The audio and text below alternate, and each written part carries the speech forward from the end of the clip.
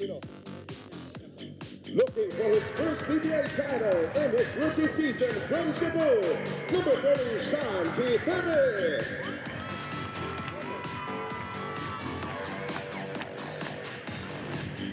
This former Gilas and Batang Gilas member is back for his third PBA finals from Cainta Rizal, number 14, Miguel.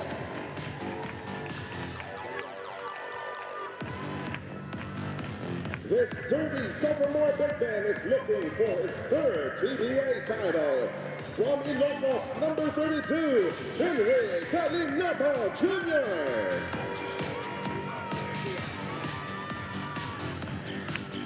Looking for his third PBA title, this former Gilas Pool member and 2020 Defensive Player of the Year is back with the TNT franchise for a third time. From Bacolod, number 18, Justin Chua.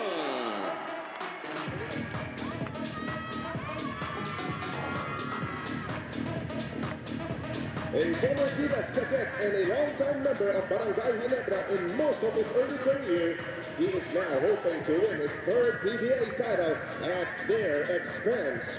From Makati City, number 77, Kevin Perez.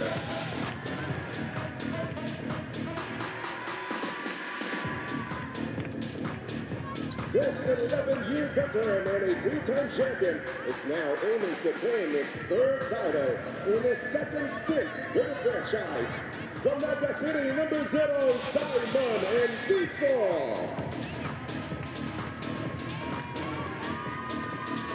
Playing in his fourth PBA finals is a former champion in the PBA 3x3 circuit.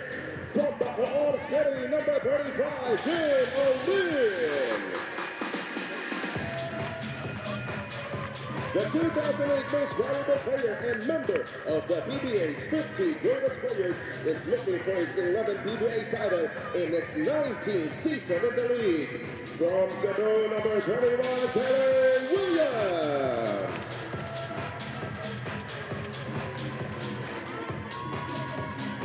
This 11-year vet and 4-time PBA champion and former Gilas Pool member is looking to be a crucial role player for the Tropang 5G once more. From Cagayan de Oro City, number 12, Glenn Gobontin.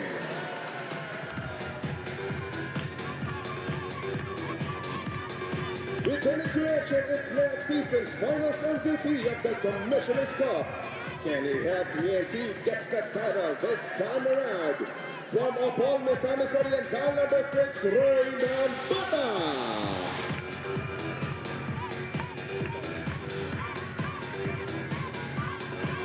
A rare 5-time PBA Best Player of the Conference, 3-time Finals MVP, and former 2-time Best Point Guard in Asia. This 18-year veteran is back after a prolonged absence due to injury. Coming for his 11th PBA title from Guagua, Pampanga, number 17, the Blur, Jason Castro. This former 3x3 champion is back with his first straight PBA finals. Can he help TNT accomplish their mission this time around? From San Fernando, La Union, number 45, Brandon Canuelas Rosser.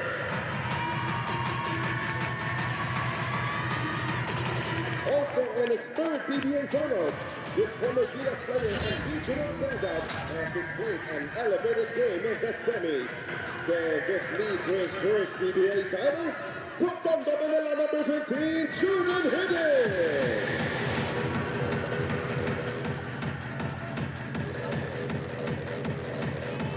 This 10-year veteran has returned from injury just in time to lead the Tropang to pivotal victories in the playoffs. Hoping to have the Tropang 5G defend ground for his 5th PBA title from Talisay, Cebu, number 16, R.R. Todoy.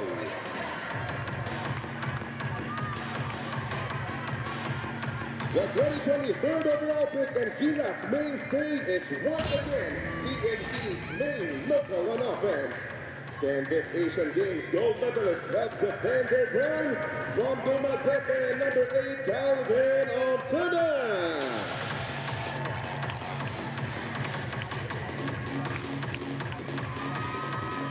And last but not the least is TNT's reinforcement. Returning after more than half a decade, he previously won a title in this very same conference against TNT. Now on their side, can he help them keep the ground? Let's give it up for the newest Tropang 5G member, number 5, Wes Magula.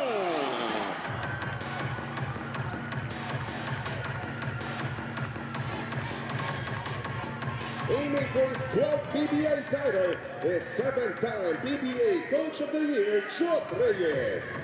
His assistants are Joe Reyes, Sandy Arespacochaga, Bong Raffena, Yuri Escuota, Leonel De Ocampo, and Ryan Reyes.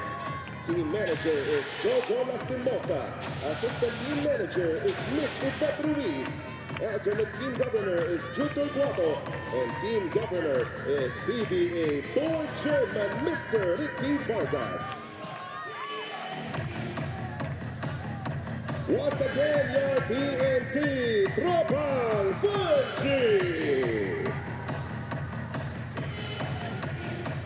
Evening, PBA fans. It's Carla Lizardo Sulit welcoming you to our live chat party for our 50th Commissioner's Cup Finals right here on our One Sports YouTube channel presented by TapTap. Defending champions TNT and their challengers Barangay Ginebra are renewing their rivalry in Game 1 of our 50th Commissioner's Cup Finals. Ginebra did eliminate Rain or Shine with a Game 6 win in the semifinals. The final score was 118 to 107, while TNT defeated Meralco also in Game 6, pulling off a very close 97 to 94 escape.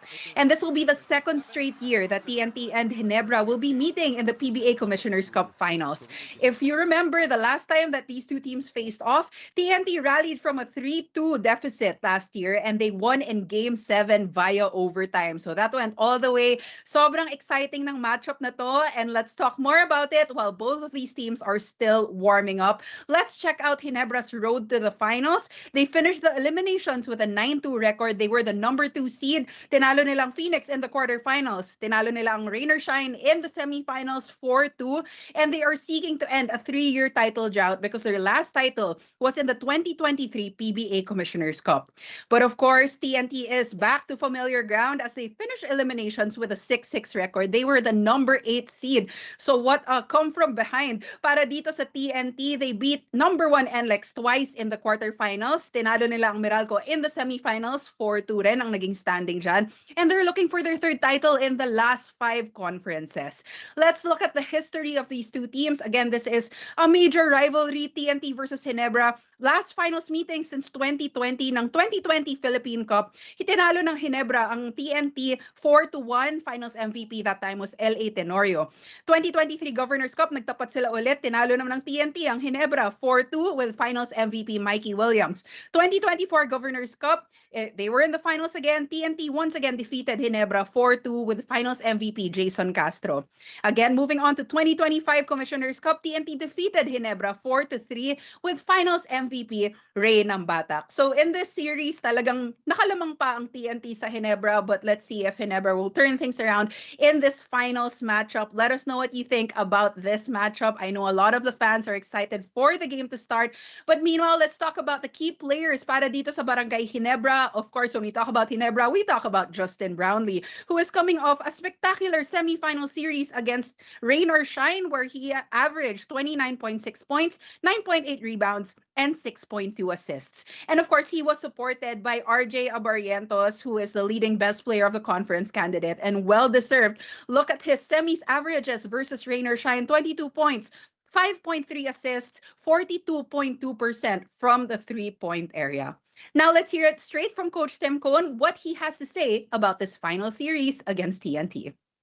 I said after we played them and we beat them in the eliminations in a non-bearing game, I said that and they were going to be the 8th seed. I said at that point, I'll be the least surprised person in the room that they don't make the finals and we don't see them again in the playoffs. So 8 or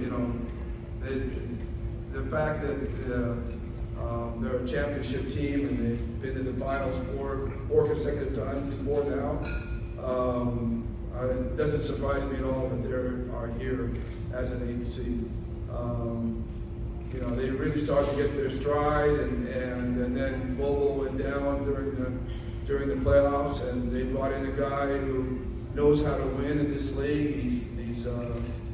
He's familiar with the league. He's been a former best import award, and he looks like he's a really, really good fit. So, we're just looking at that team, and again, we're not surprised they're there. They know how to win championships. We heard it from Coach Temco, and he was completely expecting TNT to make it to the finals, and it's going to be an exciting matchup. I can't stress that enough. And of course, marami tayong mga PBA fans na nanonood from all across the country, from all around the world. And kung abroad kayo at kailangan nyo magpadala ng pera to the Philippines para sa mabilis, safe at sulit na padala to the Philippines, download TapTapSend, the trusted remittance best friend of OFWs worldwide. And for the latest in the world of sports, please follow One Sports on YouTube, Facebook, X, Reddit, Instagram, and on TikTok. We'll be right back.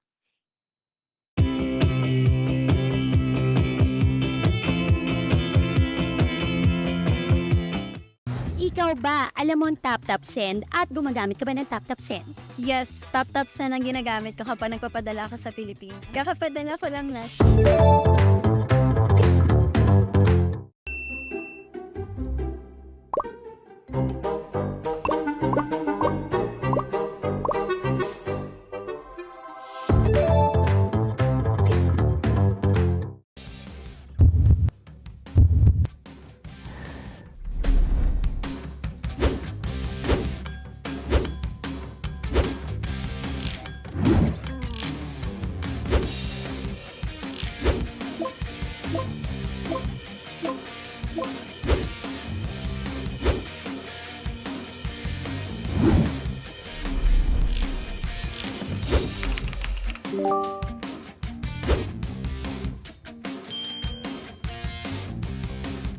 Our live chat party, pag-usapan natin ang key players para dito sa TNT, starting with Chris McCullough, who is back in the PBA finals for the first time since 2019 and is looking to lead TNT to glory. He is replacing Manute Ball, who got injured in the semifinals. Look at how he's been performing so far. Semis averages versus Meralco, 29.3 points, 11 rebounds, and 3.7 assists. Another key player para dito sa TNT is Jordan Heading, who has been stepping up in a gutsy semi-series win over Meralco with 16.9 points, 3.2 rebounds, and 2.3 assists. Let's hear what Coach Chot Reyes has to say about the key players on the team. Jason is not 100%, that's why he's not here. He has to take care of his knee. Other than that, I think we're pretty good.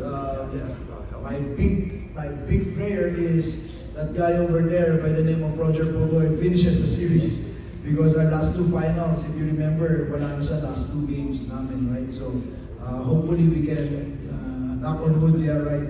We lost both Roger and Jason in those last two games in the last two finals. So hopefully we can finish. Like I said earlier, if we're 100% healthy, we have a chance. But if we suffer significant injuries, then of course that really dampens our chances.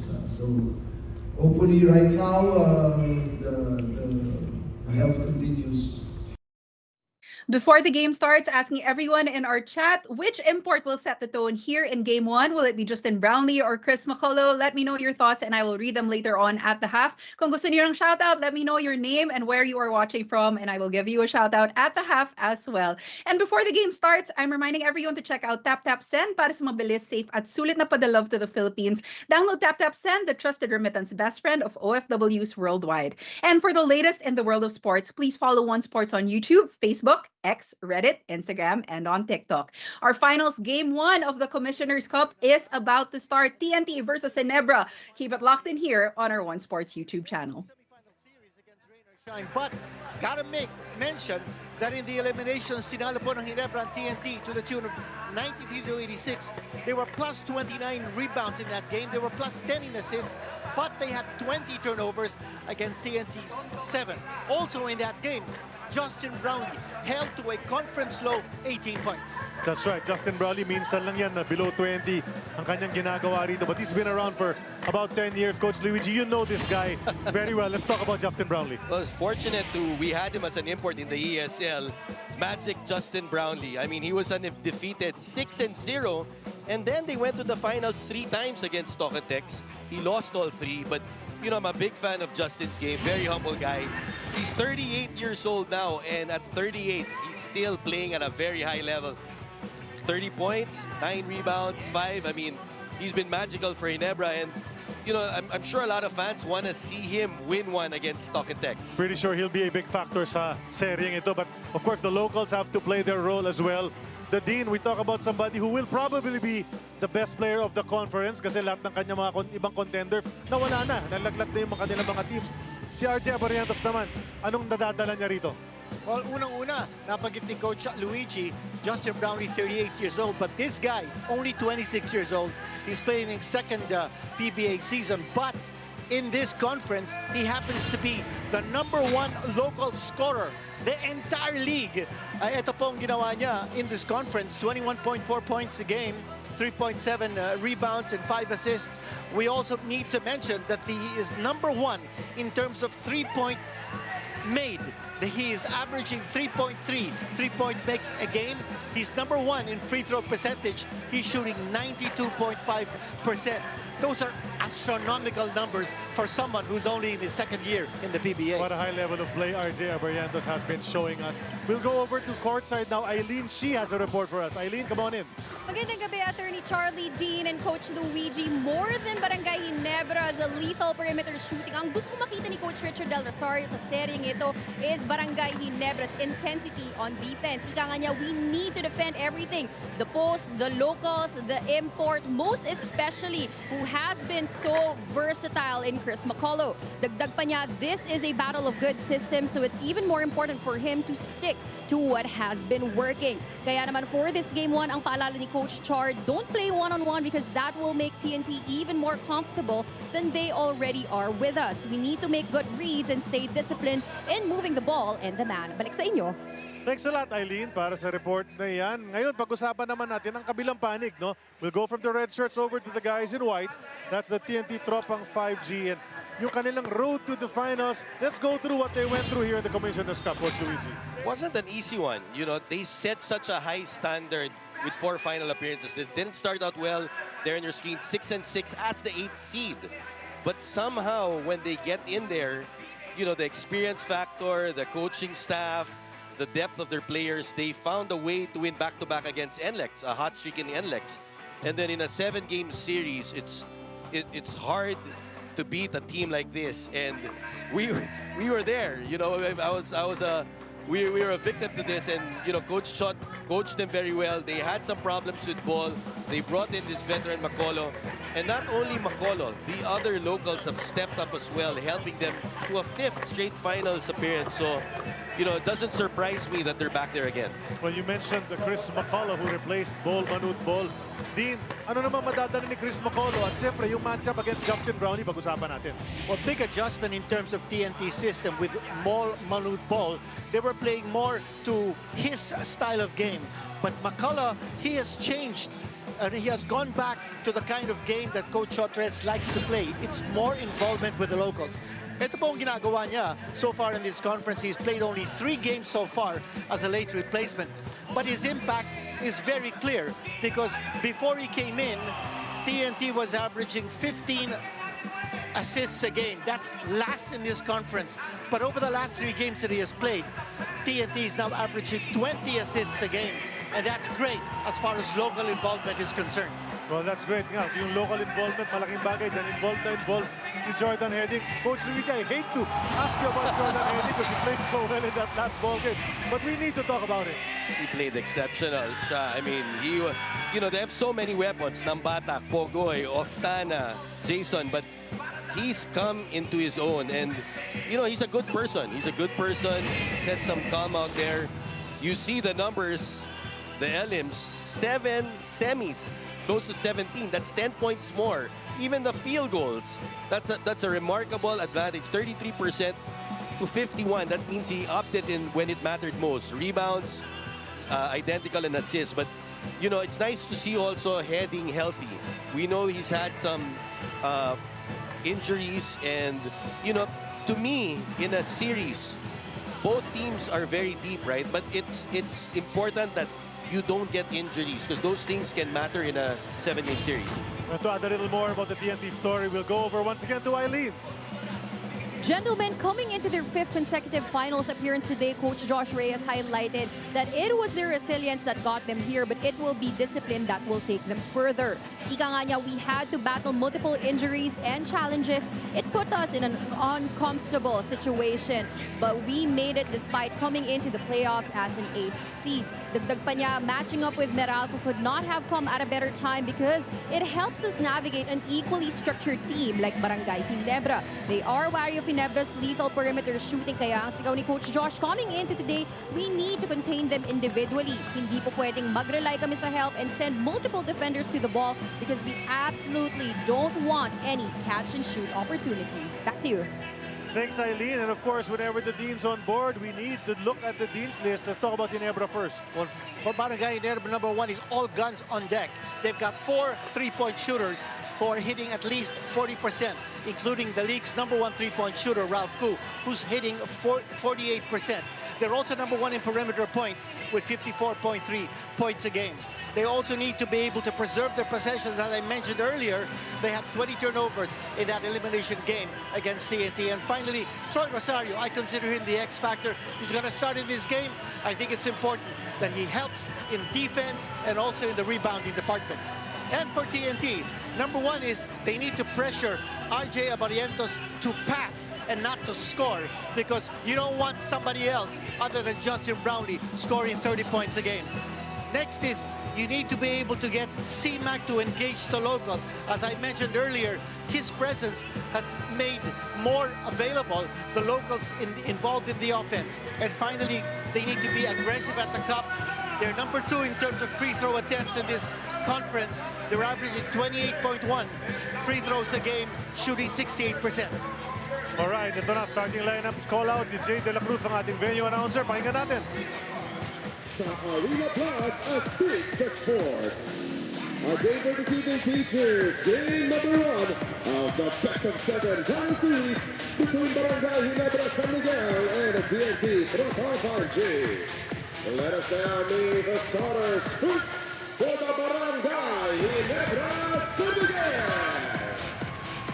Point guard from Mega City, number 4, RJ Abarientos. Shooting guard from Vigo City, double the score, number 9, Scotty Goodson. Small forward from Angelo City, Pampanga, number 14, Stephen Hook.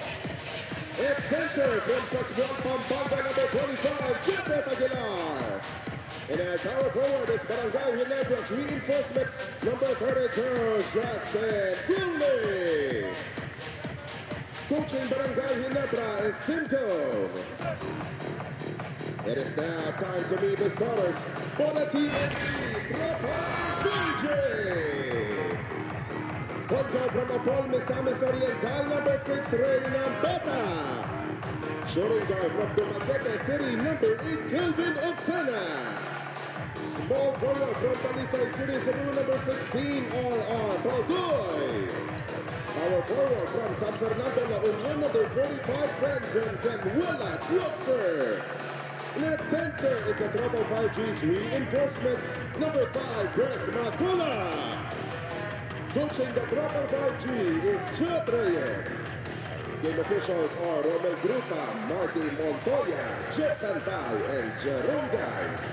These are the officials, Romel Gruta, Marty Montoya, Jeff Tantay, and Jerome Guy.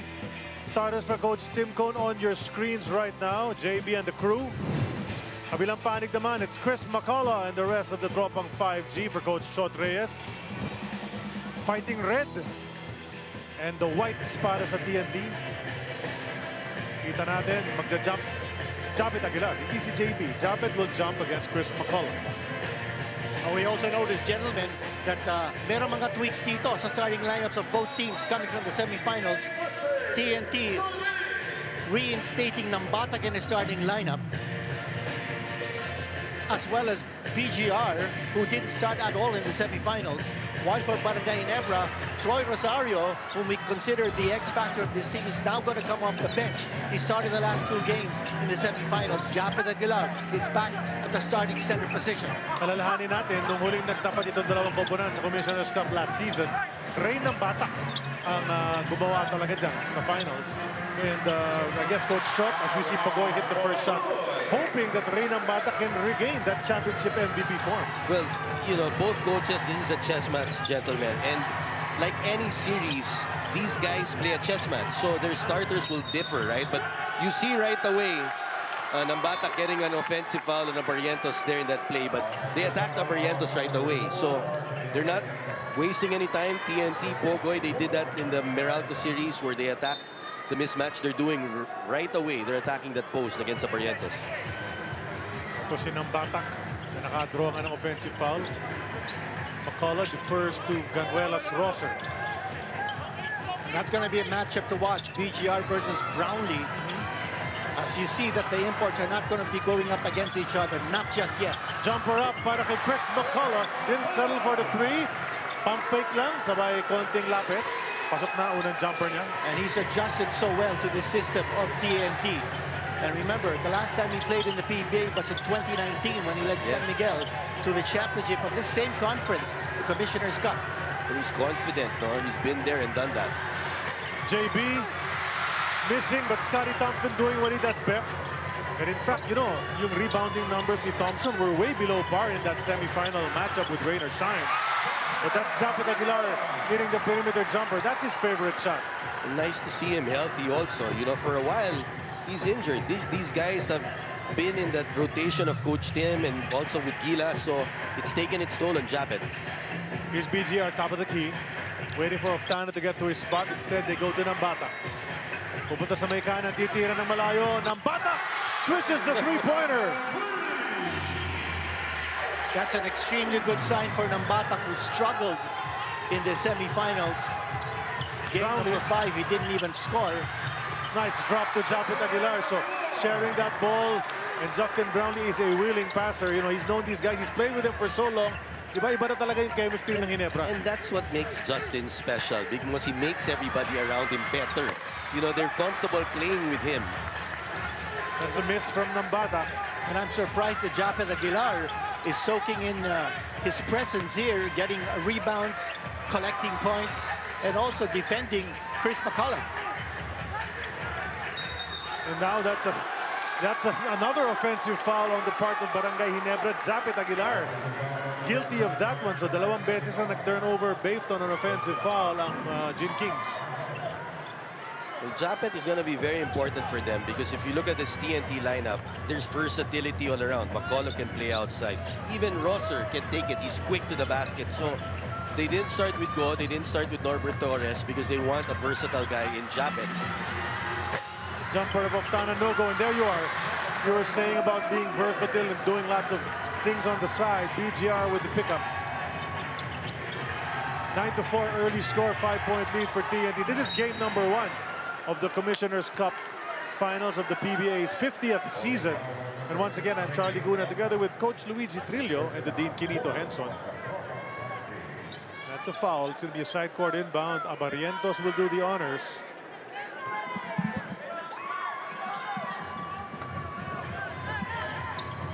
Japet looking for JB, di niya mapuntahan. Punta na lang kay Scotty, releasing that 3. Remember, there was a time, Coach Luigi, when they said Scotty couldn't shoot from the outside. He's evolved, you know, that's true. That's a good analysis. He was a defender, he was a drop pass guy, but how has he evolved? He's so humble. From a 2 position, he's playing a 1. And may tira na rin siya.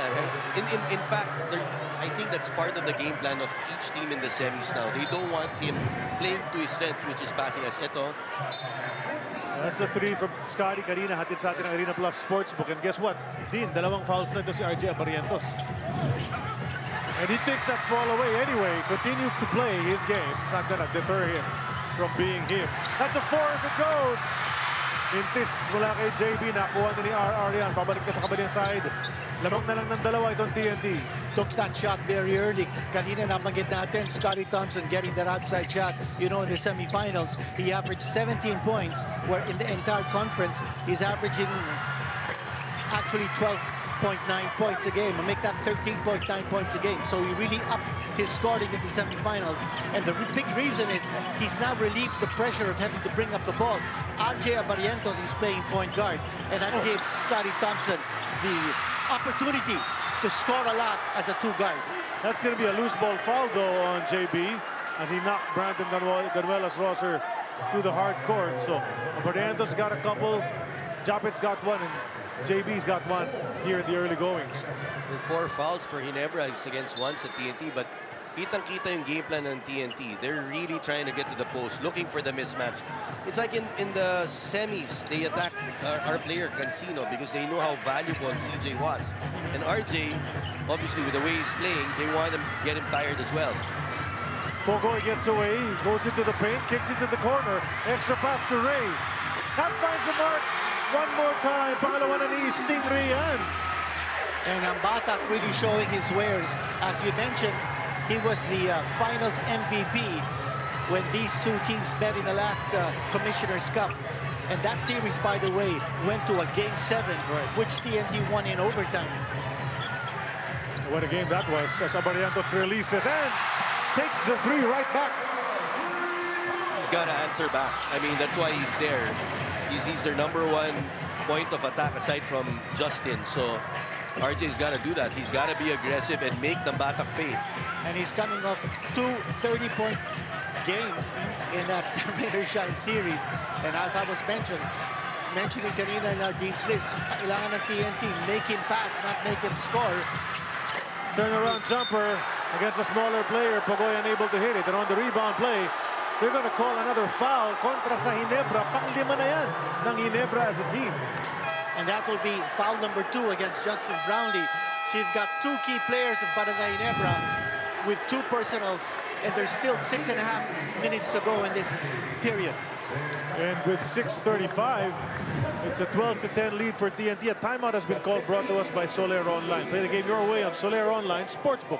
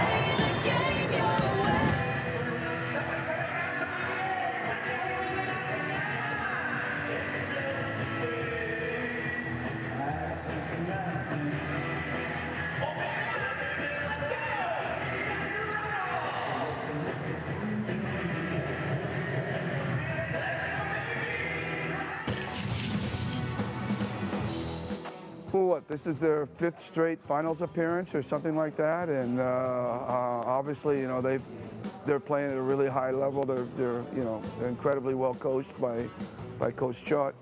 You know, they're able to get Chris McCullough, who is a guy who you know, he knows how to win in this league.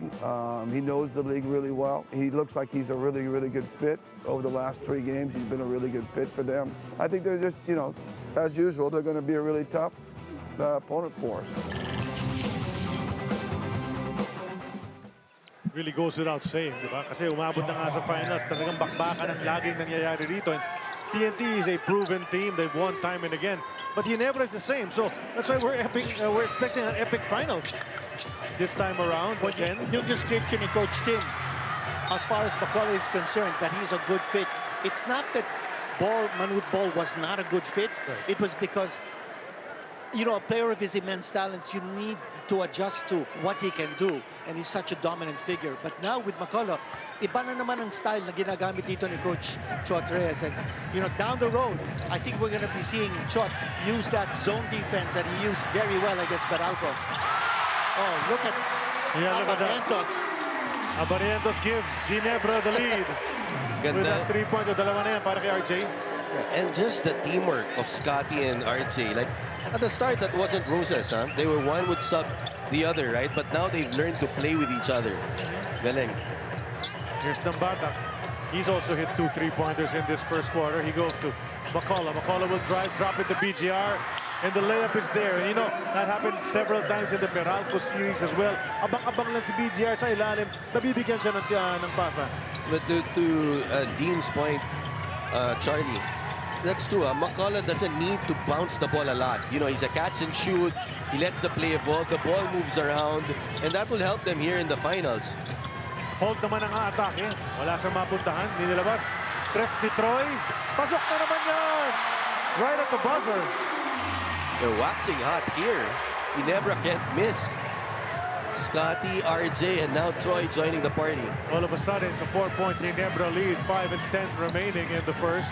And Rosario coming off the bench to relieve Japet Aguilar. And that ball will go Ginebra's way. Basang-basa ni referee Jerome Gayon. He saw it roll off the thigh of Calvin Oftana. So Ginebra with the momentum at this point, up by 2. Looking to extend. 5:07 to go. Labas muna si RJ Barrientos. Jeremiah Gray is inserted into the lineup. And for TNT, Jordan Heading checking in for Nambata. Here's Brownlee. Pogoy have the tough task of facing JB. Oh, look at that pass. Look at that. Magic Johnson. Hindi Magic Brownlee yun. Magic Johnson yun. At 38 years old, still doing that. Joy to watch, Justin Brownlee. You know, he's getting better with age, it seems. Heading. Almost thrown away. And yes, that's going to be a foul on Jordan Heading as he undercut Stephen Holt dun sa kanyang effort to try to get the ball back. Well, that defense of Barangay Ginebra, good formation and deflecting the pass and getting the steal. Ito, napakagandang pasa galing kay Justin Brownlee. Over the head, that's a no-looker. No look. Yeah, and that X-factor, si Troy Rosario making himself available for that shot. Well, Troy likes to play under the basket, and if he missed that, I think Justin Brownlee would have been very upset at Troy Rosario. Here's Troy. Now Jason Castro is in the ball game. Scotty kicks to Maya. That's good as well. Aba, umuulan ng tres para sa Ginebra. 4 out of 4. Wala pang Mentes and 4 different players, guys. And we were saying in our Dean's list, all guns on deck. It's something that Coach Tim Cone realizes. They've got so many good outside shooters and they're capitalizing. Yan ang sagot naman mula kay Chris McCullough, the short jumper from the left side. That's the lead down to 5. We're under 4 minutes to go in the first. Holt kontra Oftana. Magandang labanan din yan. Pupunta kay Brownlee inside to Scotty. Hey, JB does whatever it takes. If you don't let him score, he's going to start dishing that rock. He makes the right decision. You know, I mean, when he needs to shoot it, he'll shoot it. When there's somebody open, he'll pass. But kita mo yung ginawa ni Scotty that time. McCullough was going to block it. Pinilisan niya yung release.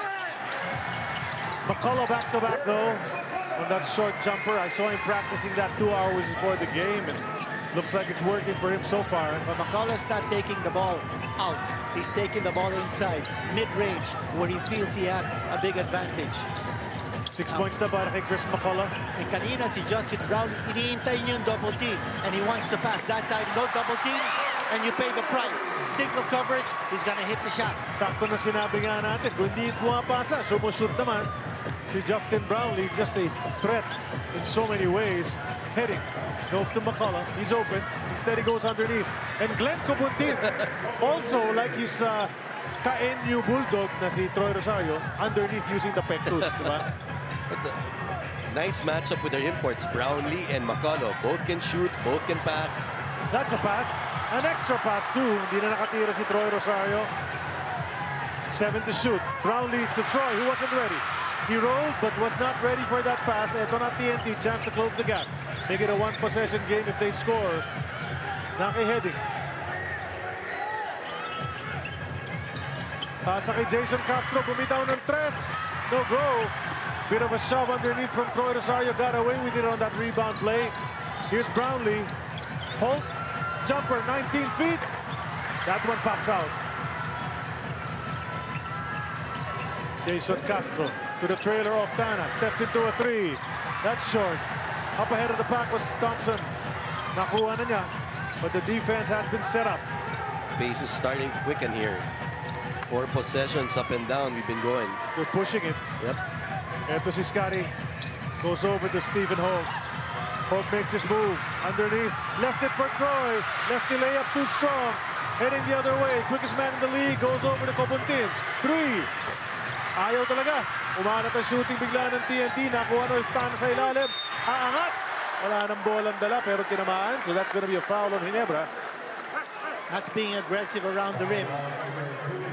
Kanina nakita natin good interior defense by TNT preventing that layup by Troy Rosario. And then on the other end of the floor, TNT getting another foul on Barangay Ginebra. And that's dangerous for Barangay Ginebra because they play with a short rotation. Players get into foul trouble, it's going to be a major handicap. Panalo play of the game. Atid sa atin ng TNT yung tira ni Cobuntin sa ilalim. May time out ang Ginebra. Atid sa atin ng Soler Online. Play the game your way on Soler Online Sportsbook.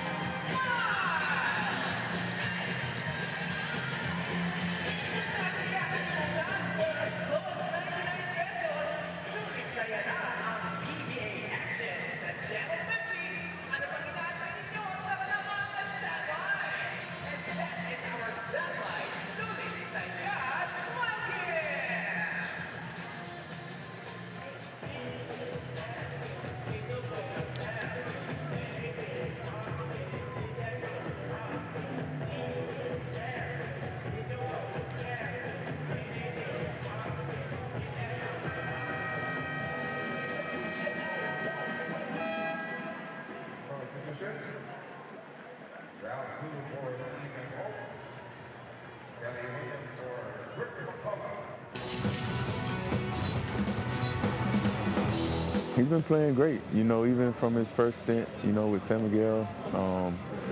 Like I said, I've been knowing him since he was younger, and he's very versatile, can do a lot of things on the court.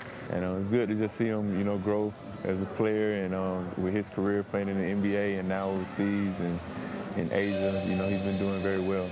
He's a great player, great shot maker, great team player. Overall, great player. Just try to make it difficult for him, you know, and just go out there and just help my team win any way possible. You heard the two imports praising each other. In the meantime, nakadalawang free throws na si Calvin of Tana, kaya tatlo na lang ang laman ng Ginebra. A minute and 18 remaining. Dribbling violation ang tatawagin kontra kay Jeremiah Gray. So that's a turnover once again for Ginebra. That's turnover number 4 against Barangay Ginebra. Big difference, however, it's in the assist department. Nakaka-9 assist ang Ginebra, only 4 for TNT. And out of the 9 assists, 4 have come from Brownlee, 3 have come from Scotty Thompson. Brownlee only 2 points, but meron siyang 4 na assist. Check that out. That's a 3 from Calvin Oftana, the quick release, and we're all tied up at 25. That's the first shot of Calvin, and Gu is on him. Before that, it was Holt. That was the matchup of Coach Tim, where Holt was in Oftana, and he couldn't get a clear look. This is his first look with Gu on him. Inside the Scotty, back to the basket. They're going to call a foul on Jordan Heading. Pangalawa na ni Jordan Heading yan. And very active is Scotty Thompson, going near the basket. That'll be the second time that he got himself available to get that pass coming from the outside, and this time the pass coming from Troy Rosario. So nakikita natin yung chemistry ng Barangay Ginebra, the familiarity that they have. You know, the last time both these teams played, Barangay Ginebra brought in only 5 new players from that lineup of last season, while ang TNT brought in 8. This free throw brought to us by McDonald's. Love ko to. As Scotty Thompson puts in the second one as well. Back to a 2-point lead for the Barangay. Scotty Thompson rarely misses from the line. 87.9% free throw shooter. Kelly Williams, the vet, heading over to Castro, another one who's been in the league for a long time. Castro will make his move, attack the basket and kick it to Kelly. Kelly will put it up from 3. No goal, and a rebound taken by Troy Rosario. Scotty's pushing it ahead. They go to Jeremiah, transition 3. It's good! Yet again, one more time.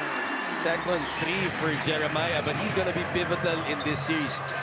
For a while, he was caught on the bench of Ginebra, but because of his athleticism, he's a good matchup for this TNT team. Castro trying to hit that last shot of the quarter. Ganun na nga nangyari dyan. Ginebra was trailing in the first part, but towards the end, those shots started dropping. And this is game number 1. 1 quarter is down. We've got threes, we've got some drives, and it's what we've expected thus far. After 1, it's 30-25, pabor sa Barangay Ginebra.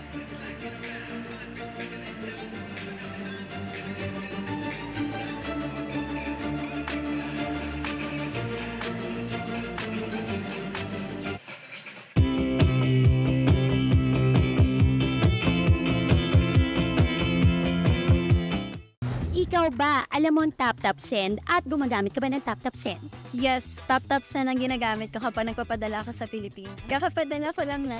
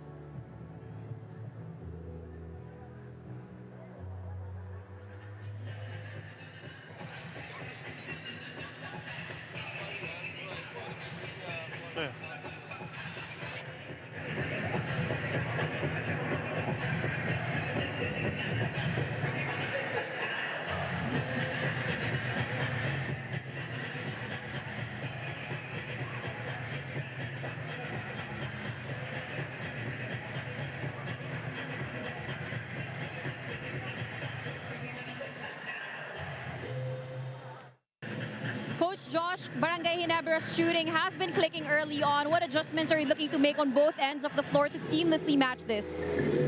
Ginebra has been doing a good job really exploiting our miscommunication inside. So we really need to execute better, talk to each other on defense so that we don't have those miscues on switching and on their screens off the ball. We get caught watching the ball too much and not and losing our men. That's why we're giving up a lot of catch and shoot opportunities. Thank you, Coach Josh. Gentlemen, back to you. Well, narinig natin, you know, when you want to get better, you need to look at yourself first. That's exactly what Coach Josh said. You know, he's not going to blame it on Ginebra, whatever they're doing. They need to communicate better and just play better defense. And right now, they're on defense, trying to stop Ginebra. Ralph cool-offed it momentarily.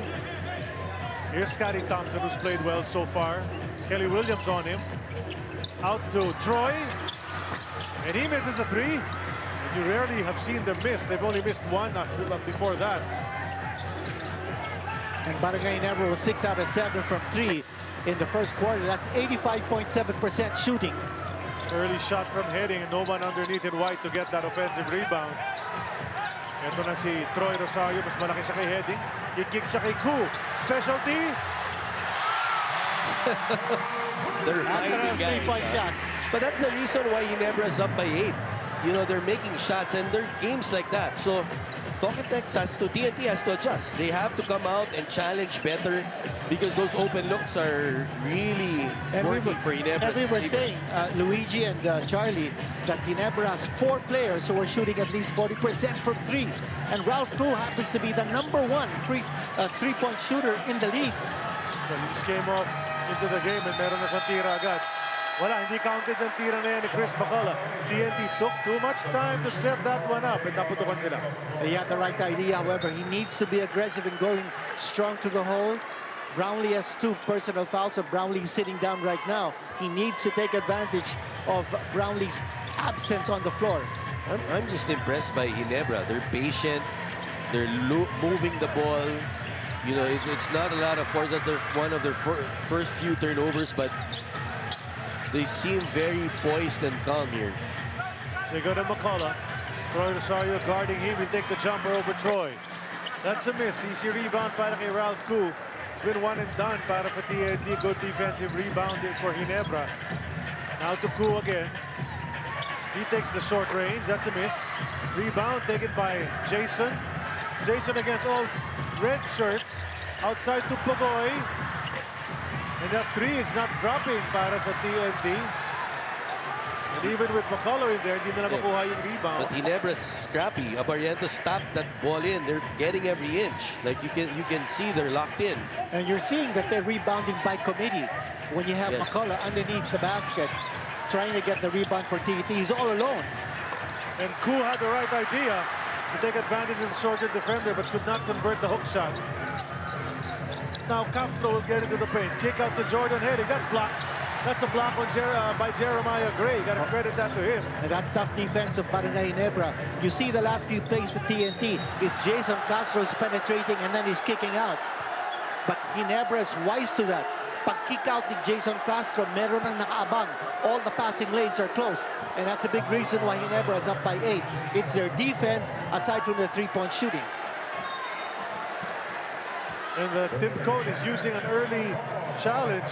He believes RJ Barrientos was in the act of shooting. The crew chief, Romel Gruta, immediately said, "De, sa baba yun. Walang free throws." So may head coach challenge tayo right now. The first one of this game, very early, I'd like to say. That's what I was going to say. Normally, you don't call that. You don't call that challenge early. You save it for later on. But Coach Tim feels confident about that. Yeah, not unless you feel, he could have a case. He could have a case. Because he got off the shot. Ito yung foul, and then he gathered. Naramdaman na niya na hinawakan siya ni Jason.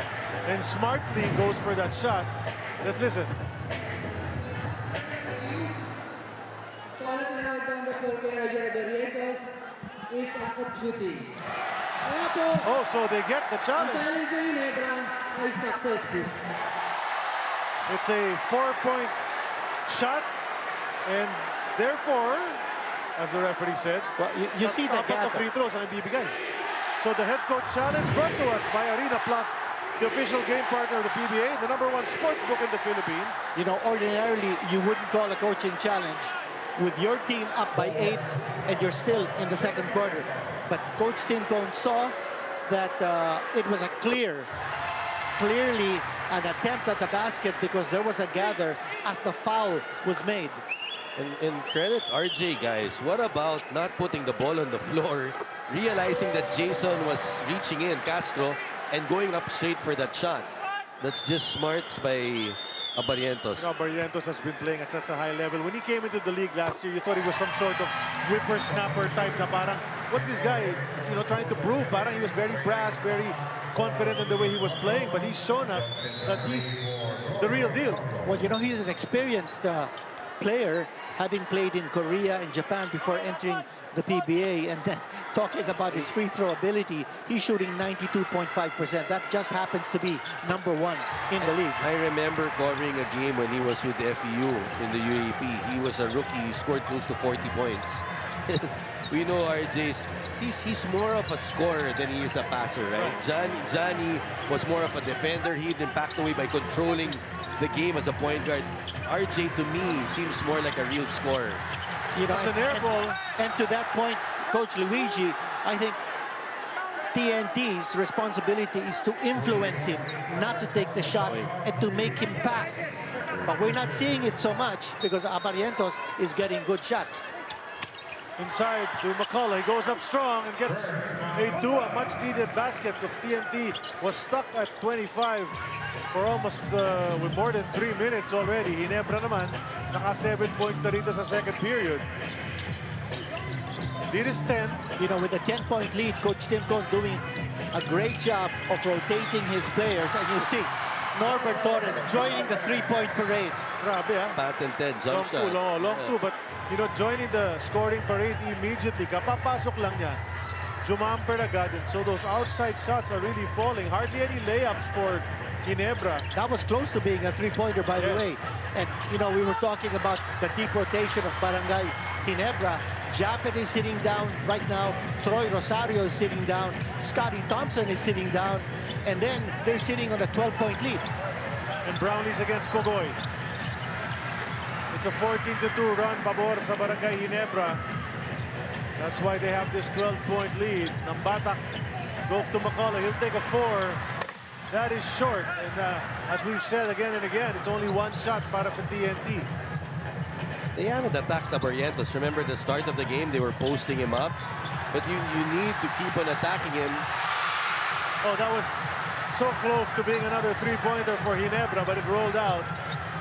And TNT having struggles on the offensive end. Nambata goes to McCullough. His shot have not been dropping. Here's Pogoy, a point maker, gets hit. And he'll go to the line para for dalawang free throws. You know, that's the thing about Pogoy. If you can't get some field goals, he'll find ways to get to the line. He's so smart that once he feels a little bit of a push, you can see he'll get the referee's attention. Our Pogoy, he was solid in that semifinals. Free throw is brought to us by McDonald's. Love ko to. You were saying, Coach Luigi. You know, he think about the impact he had in the semifinals of just posting up. Strictly posting up, demanding a double, or if there's no double, he made them pay. Whoever it was on him. And he's made, you know, a living there. Yeah. And he's been around so long. He's become a crafty veteran as well. Knows how to draw fouls. A little bit, if I may, like Jonas Lastimosa in terms of that mid-range, right? Jonas can hit the three like RR, but they need a point of attack, and that point of attack for RR is the post. And the main thing is he's now healthy. Yeah. Yes. And he didn't start at all in 8 elimination round games. But since the playoffs, he's been starting every game. Barrientos, lots of dribbling, but a miss. And the white shirts finally get it back. Up ahead to McCullough in transition. Chris will turn his back. Down to Pogoy. Lots of time sa kanilang shot clock. This is a Tamarao matchup. They go to Aurin. Balik kay RR. McCullough kontra Norbert. Out to Roger Ray. That's good! They're making them pay because Ginebra is starting to double the post. And they're kicking it out, finding the shooters. Down to 8 ang lamang ng Barangay Ginebra. Much needed basket from RR Pogoy. This time it's Norbert Torres. And he also noticed that Stephen Holt brought the ball up for Barangay Ginebra. Cross court, tapit, nakuha ni Ku. Down to Brownlee. Bigyan mo ba ng isang assist ng Barangay Ginebra? You know, Ralph Ku's making his presence felt here. Not only with his rebounding and his three-point shooting, but also his assisting. Ku and Torres, you know, Go hasn't come in, and I think that's a matchup. You won't see Go unless Galinato, I think, is there. And look at that, now offensive rebound na nga ni Calvin Oftano, which has been rare for TNT. But he throws it away. Good defense from Ralph Ku to get it back. Building on this 10-point lead is Barangay Ginebra. Brownlee in the paint. It's too easy. Makes it look, I was about to say that, Dean, makes it look so easy, attorney. Ang nangyayari dito, hirap na hirap yung TNT, makatira man lang. Yung Ginebra naman, lumilayap ng finger roll. You know, I also feel that the Ginebra offense is just so much better right now. And here's an offensive foul against Ambatak. It's the defense of Barangay Ginebra and an excellent shooting that's given them this 12-point lead. And for TNT, I'm not seeing the kind of intensity that Coach Chodres wants from his players on the defensive end. And we'll check this out.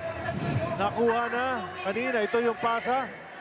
Offensive rebound rather. Tapos inagaw ni Ralph Gus. Silyado defense of the game. Brought to us by Pioneer Lafto Seal. Silyado ang bubong. Ano mang panahon. Pero nga tayong timeout. Atid sa atin ang Soler Online. Play the game your way on Soler Online Sportsbook.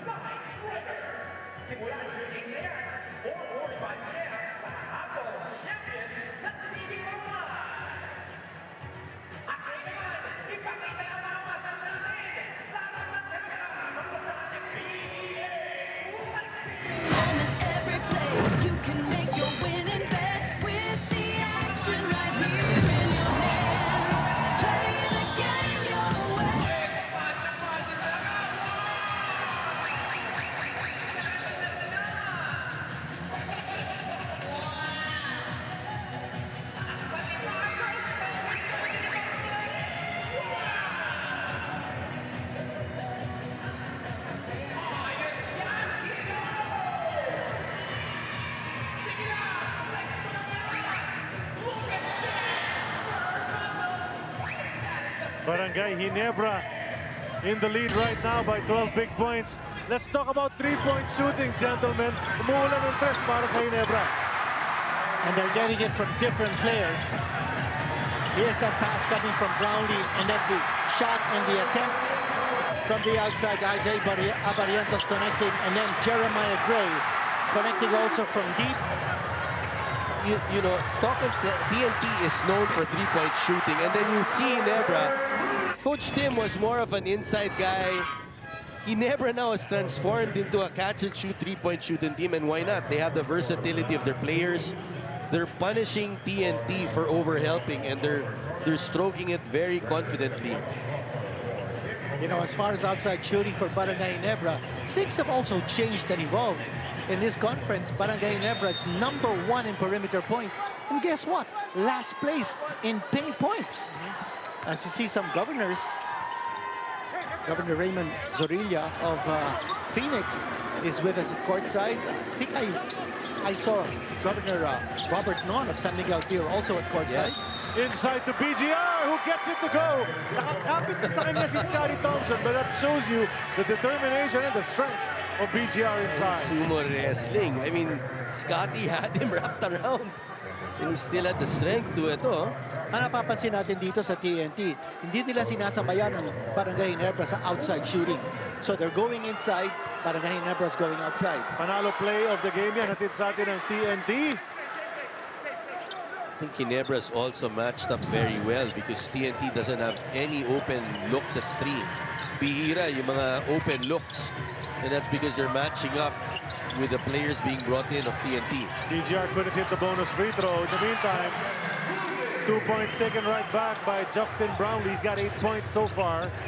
You know, and you get the feeling that anytime Justin Brownlee wants to take a shot, especially if it's off single coverage, he's gonna make it. Sabi naman niya, relax lang siya dahil yung ibang teammates niya tumitira, pumapasok.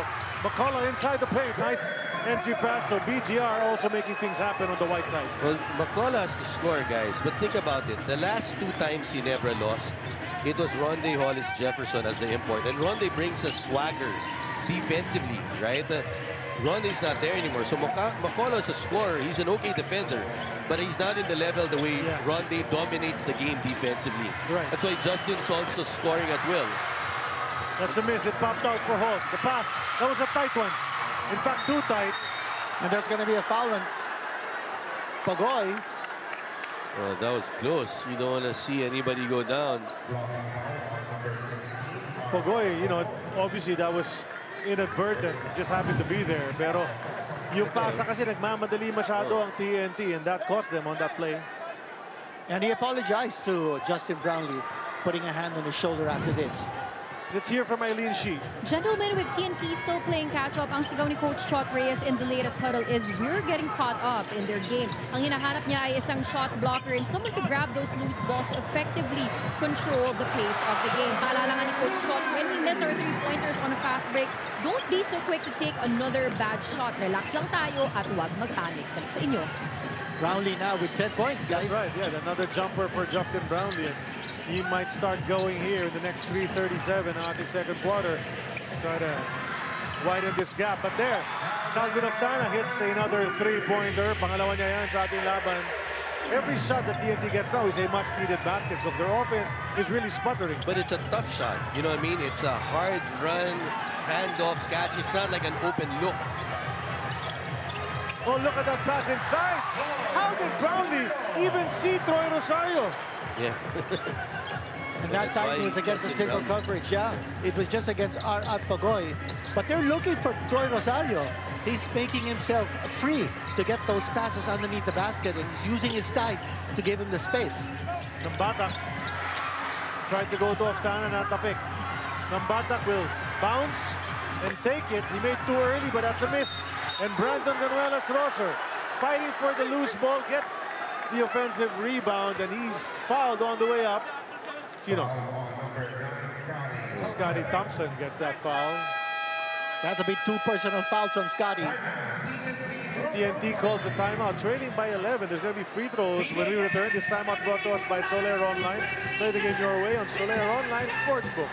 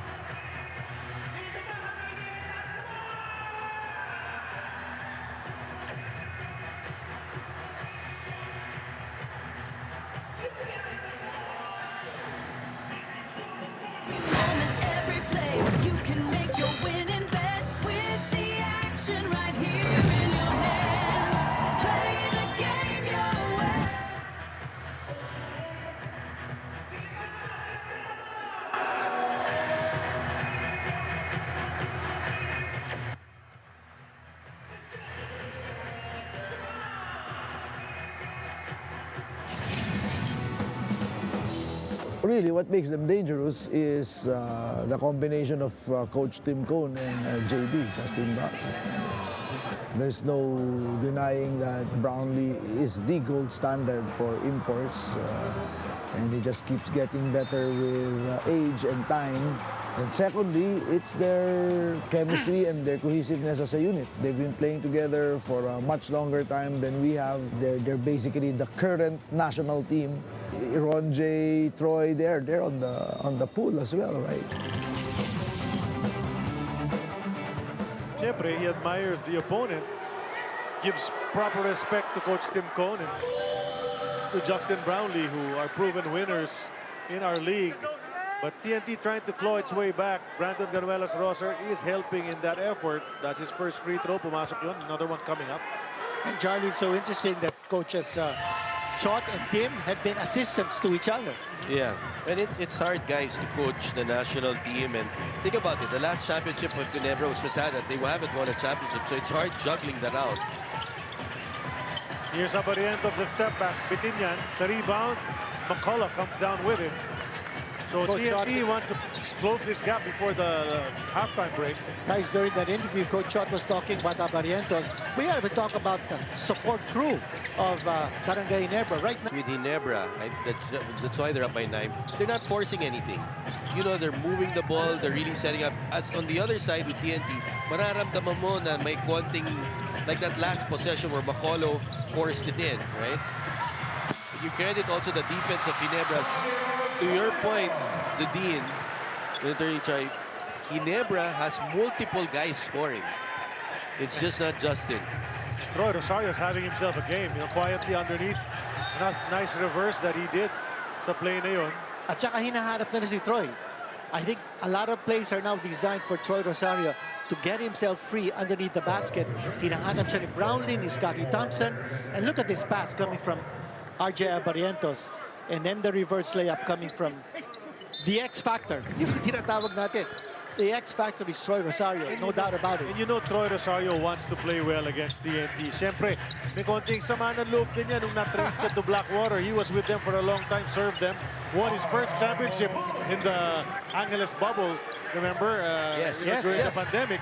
And then suddenly he was on Blackwater. Then he found himself now with Barangay Ginebra. So he wants to show them, hey guys, you know, parang nagkamali yata kayo sa pagpitiyo sa akin. Diba? Yeah, and look at TNT, guys. Williams and Galinato have not played. On the other side, Goso. The versatility from both teams as the third three of Scotty in the game. Both teams going a little bit small ball, a little bit more versatile. They haven't really used the bigger guys in this series. McCullough will glide to the basket. A nice lefty layup for the former NBA first-round pick. And he showed the versatility that time. C-Mac is a quality player, no doubt about it. He may not be like an RHJ, but, you know, he's making a name for himself, as he did in 2019. He's a champion import as well, Dean. And ito, tres lumabas para rito kay RJ Abarientos. There's a small difference between the clocks, about 2.5 seconds. So last shot time, more or less, para for TNT. Try to close this gap, bring it to single digits. Instead, they throw it away. Baka makahirit pa ang Ginebra at madagdagan pa itong 10-point lead nila. And what a steal. What a jump coming from Scotty Thompson. It's just unbelievable what he does on the floor. That's what Scotty does. In Nambatak, they're going to call for a foul. And that's a foul to give. Wala pa naman sa penalty. That's right. Either side. But that puts them in penalty right now. So they can't foul again. Here's that leap from Scotty Thompson. And the anticipation. Nakita niya kung saan mga galing yung pasa. And so he anticipated it and got that pass and the steal. At tinawag ni Coach Tim ang kanyang 30 dahil hindi naman niya mababaon sa second half yung 30-second timeout na yan.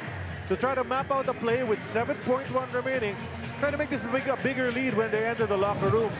Coach Luigi, you know, at this point, you've watched TNT play as we show you this three-pointer brought to us by Arena Plus Sportsbook.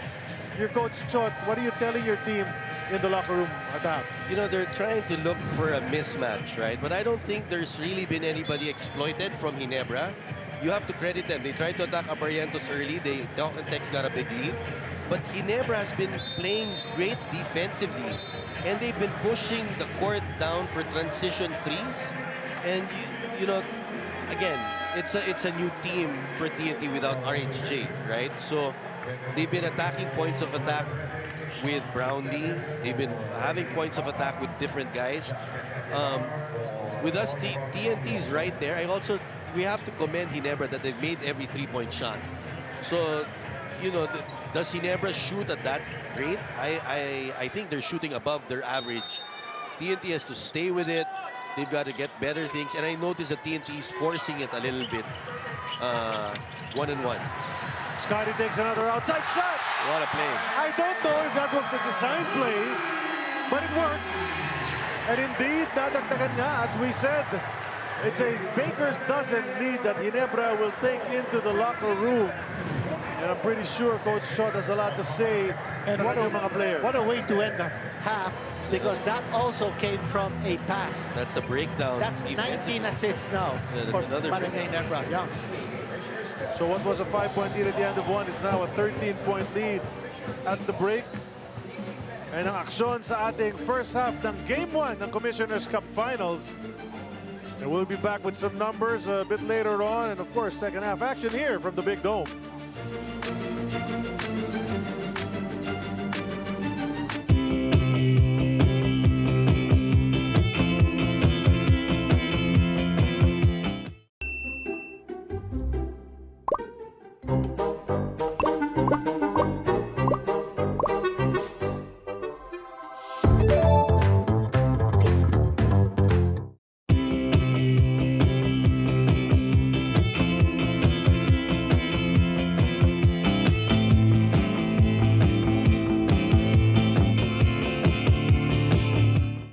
Ikaw ba, alam mo ang tap-tap send at gumagamit ka ba ng tap-tap send? Yes, tap-tap send ang ginagamit ko kapag nagpapadala ka sa Philippines. Kakapadala ko lang last.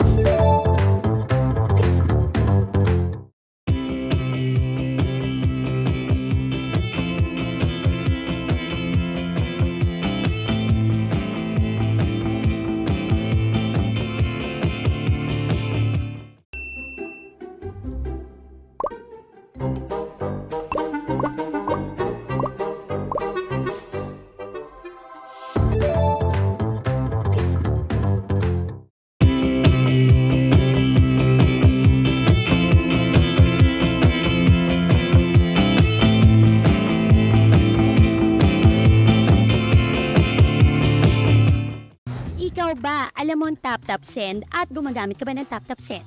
Yes, tap-tap send ang ginagamit ko kapag nagpapadala ka sa Philippines. Kakapadala ko lang last.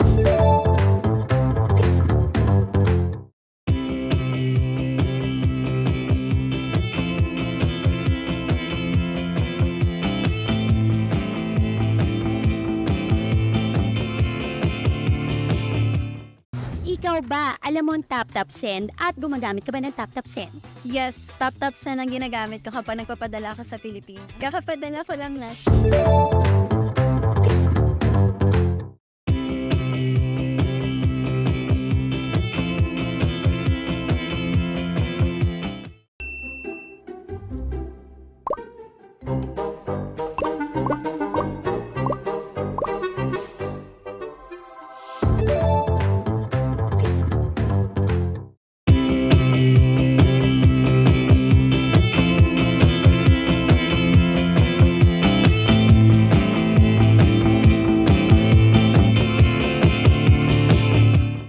Ikaw ba, alam mo ang tap-tap send at gumagamit ka ba ng tap-tap send? Yes, tap-tap send ang ginagamit ko kapag nagpapadala ka sa Philippines. Kakapadala ko lang last.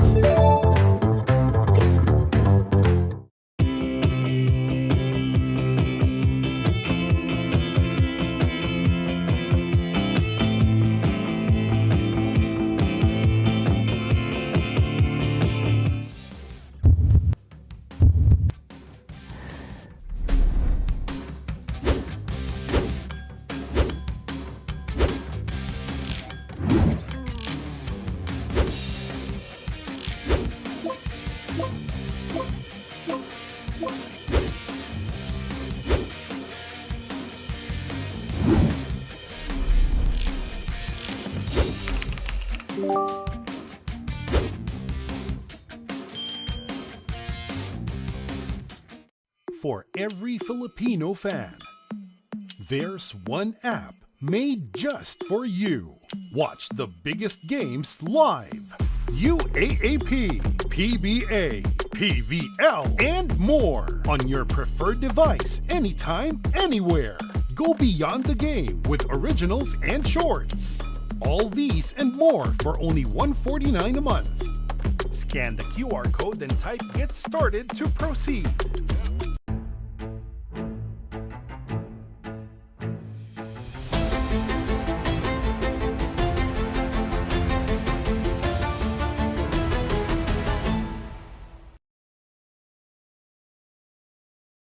Hello, PBA fans. Welcome back to our 50th Commissioner's Cup Finals live chat party here on our One Sports YouTube channel presented by TapTap. Once again, my name is Carla Lizardo. Pagkwentuhan natin ang game so far. Barangay Ginebra is up at the half, 57-44 ang ating score. Of course, against TNT here in Game 1 of the finals. What a hot start para dito sa Barangay Ginebra. At kanina pa nga sinasabi ng ating panel, umuulan ng tres para dito sa Barangay Ginebra. They're currently shooting 64.6% versus TNT just shooting 33.3% from the three-point area. Let's talk about the stats so far. Ginebra has already hit 9 out of 14 from the three-point area, while TNT has only hit 5 out of 15 attempts.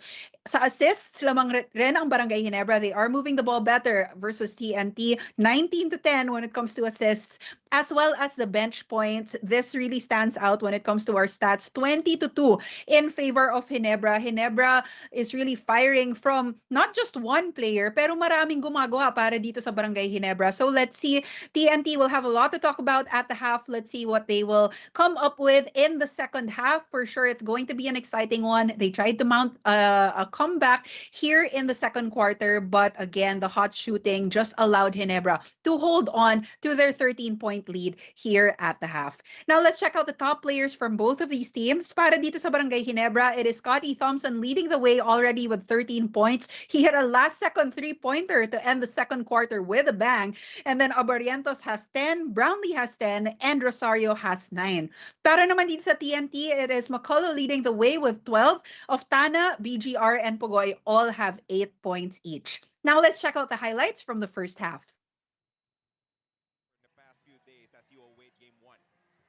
In the first quarter of our first game of the finals, RR Pogoy gets the game going, scoring over RJ there. But again, Ginebra catches fire early from deep. And let's just look at the series of three. Scotty Thompson hits a three. Barangay Ginebra up by 4 at this point. 4 minutes left. RJ will hit a corner three. And of course, RJ with the hot hands. But then Jeremiah Gray will also join the scoring party. That is a shot naman para dito sa TNT. And Barangay Ginebra is now up again. Another 3 mula dito sa Barangay Ginebra. Now, Chris McCullough trying to make things happen for the team. And he will have a strong attack para sa TNT, but Oftana will also drill a three-pointer para dito. Now, moving on to the second quarter, 6 minutes left to go. Barangay Ginebra is up by 10 here in this game. And Barangay Ginebra actually had a 14-2 run here in the second quarter to build a 12-point lead. Justin Brownlee with a fadeaway scores para dito sa Barangay Ginebra. Now, TNT trying to make their move. BGR looking for the handoff. Calvin Oftana hits a 3. So pumapasok na ang 3-pointers nitong TNT here in the second quarter, but it was not enough to close that gap and that big run by Barangay Ginebra from their shooting from deep. And again, another point para dito sa Barangay Ginebra. They are on fire in the first half so far. So those were the highlights from the first half of this game. Now, before we move on to our third quarter, we still have some time to do some shout outs. We want to say hi to Archie watching from La Union, cheering for TNT, Junri from San Isidro Leyte. We have Raven from Taal Batangas. And of course, we have our PBA fans watching from all around the world. We have Vina, go, go, go Ginebra, go Idol Justin Brownlee watching from Hong Kong. We have someone watching from South Korea. We also have Malu Burgos watching, cheering for Barangay Ginebra. Sana daw walang masaktan. We are all hoping for that, for a good final series. Sabi niya, God bless Ginebra. She is a Pinay watching from KSA. We have Rufina also cheering for Barangay Ginebra, watching from Kuwait. We also want to say hi to Michael watching from Palau Island. Again, also cheering for Ginebra. We also have Barry who is watching from Taiwan, and Clifford Espiritu from Team Carly Cats. Thank you so much for watching the PBA here on our One Sports YouTube channel. Now, I'm throwing out our question for today. Let me know what you think about the game so far, and sino nga ba ang import that will set the tone here in Game 1? Is it Justin Brownlee or Chris McCullough? Let me know your thoughts and I will read them later on. But for now, reminding everyone to check out TapTap Send para sa mabilis, safe at sulit na padalove to the Philippines. Download TapTap Send, the trusted remittance best friend of OFWs worldwide. This is a digital money transfer and no transfer fee to mobile banks and e-wallets. And of course, for the latest in the world of sports, please follow One Sports on YouTube, Facebook, X, Reddit, Instagram, and on TikTok. Third quarter will be coming your way in just a little bit, kaya tumutok lang kayo dito sa One Sports YouTube channel.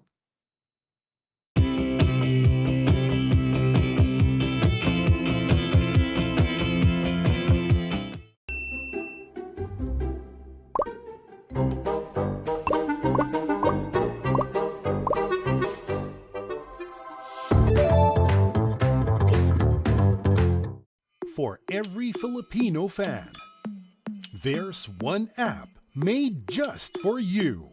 Watch the biggest games live.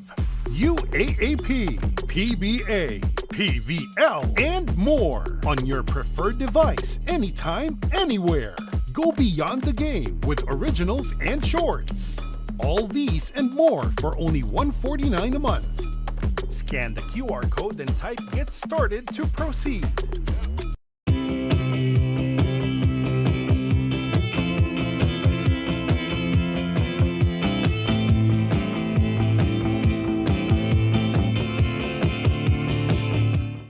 Ikaw ba, alam mo ang tap-tap send at gumagamit ka ba ng tap-tap send?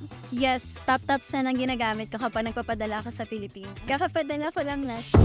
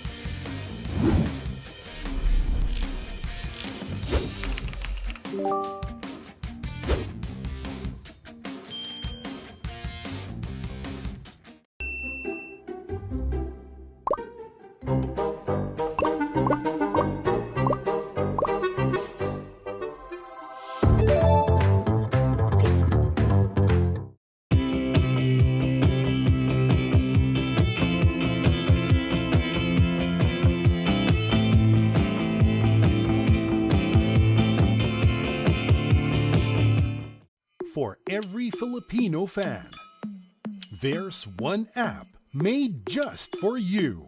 Watch the biggest games live. UAAP, PBA, PVL, and more on your preferred device anytime, anywhere. Go beyond the game with originals and shorts. All these and more for only $149 a month. Scan the QR code and type "Get Started" to proceed. Ikaw ba, alam mo ang tap-tap send at gumagamit ka ba ng tap-tap send? Yes, tap-tap send ang ginagamit ko kapag nagpapadala ka sa Pilipinas. Kakapadala ko lang last.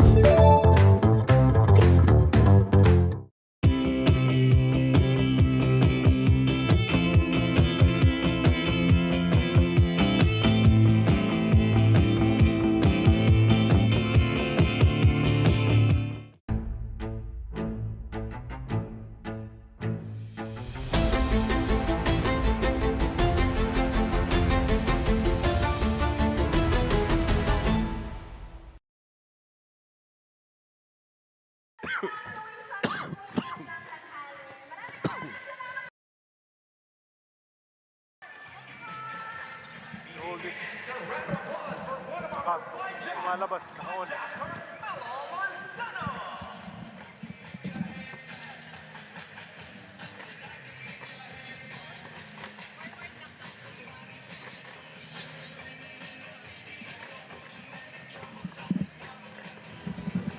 We're at the half right now. It's 57-44. Pabor sa Barangay Ginebra. What a strong first half for the Gin Kings. They were knocking threes.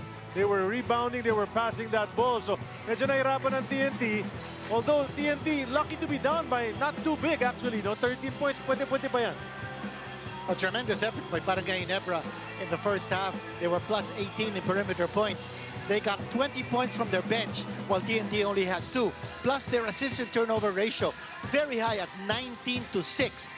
as compared to TNT's 10-10. I think Ginebra's done a good job. They, 57 points. They're moving the basketball. They're playing exceptional defense. TNT normally gives up 45 points a game at the half. Ginebra's 57 already. And here's the halftime summary. Well, the field goal percentage, you can see that angat-angat ang Barangay Ginebra. They're shooting close to 60% from the field, while TNT is 48%. Sa bench points, napakita natin yan. Perimeter points, again, we said that Barangay Ginebra was plus 18 in that department. And then it's very interesting to see the assist to turnover ratios, 19-6 against 10-10. Plus, yung points of turnovers, labang na labang ang Ginebra, 17-9 in that department. They're making them pay. I mean, Ginebra's playing exceptional half-court defense. I think Ginebra has the tools to defend TNT. They've matched up very well, and here are the top scorers as Ginebra, Scotty 13, Justin with 10, RJ 10, Troy 9. But you see the balanced scoring. Normally, those figures are at the end of the game.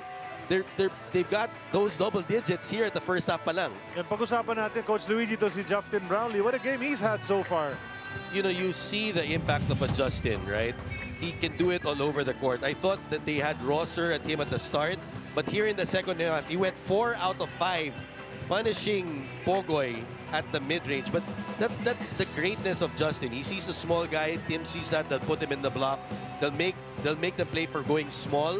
If you put a bigger defender on him, like here, you'll see he'll be able to get into the cup and make that no-look pass, where he's got, he makes his teammates better. He had 2 of those in the first half. And JB already with 5 assists in this game.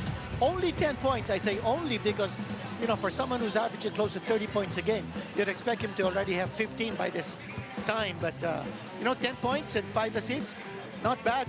That's the equivalent of about 20 points already. Diba? You assist on 5, make 10 of your own. Kaya okay na okay talaga to si Justin Brownlee. Let's update the Dean's list. Dean, para sa Barangay Ginebra, mukhang puro check yan. That's right, all 3 check marks. They've got all hands on deck because their 3-point shooting has been outstanding. They've been able to preserve their possessions, only 6 turnovers for them. And Troy Rosario has really lived up to his billing as the X factor, already with 9 points, 5 rebounds, and 3 assists. Doon ang Barangay Ginebra with a nice lead so far. We'll go over to Jamie Lim. Kasama niya si Richard Del Rosario.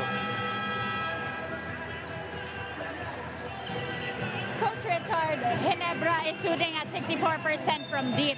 How have you been doing this, and how do you make sure that this efficiency carries over to the second half? Well, we're sharing the ball, we're moving people, but we can't rely on good shooting all throughout this series. We still have to tighten up on defense, and a lot of it has got to do with how we defend the post, because that's how TNT really attacks defenses with their post guys trying to hunt mismatches. So we have to tighten up our post defense, and that's going to be more dependable and try to win this game.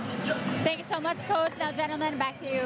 Nakita natin habang nagkikwento si Richard Del Rosario, nag-commit ng kanyang pangatlong personal foul si Jordan Heading, fouling RJ Abarientos on the drive. Well, Heading has been a non-factor here. He's 0 of 2. Jason's 0 of 2. That's 0 of 4 for these guys who are counted on to score.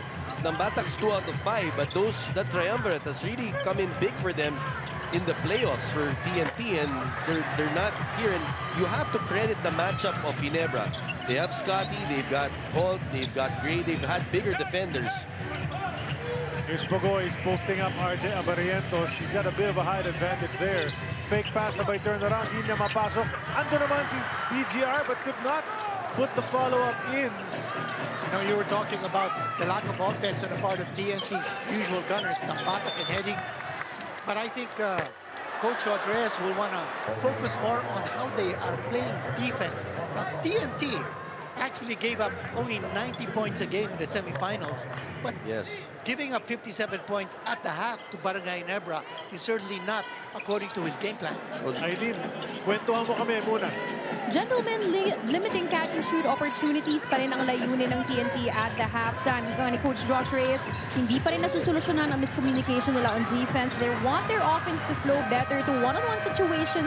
And according to Coach Josh, magagawa nila yun if they control the tempo. They are taking quick shots and they need to be more patient. Hindi din daw nakakatulong ang kanilang 10 turnovers, which resulted to 17 points of turnovers for Barangay Ginebra. And these are coming from passes. And they are having a hard time deflecting the ball. So moving forward, ang hinihingi is take care of the ball and be more patient on offense. Sa inyo. Thanks a lot, Eileen. That's a 15-point lead for Barangay Ginebra and TNT. Early here in the second half, calls a timeout brought to us by Solero Online. Play the game your way on Solero Online Sportsbook.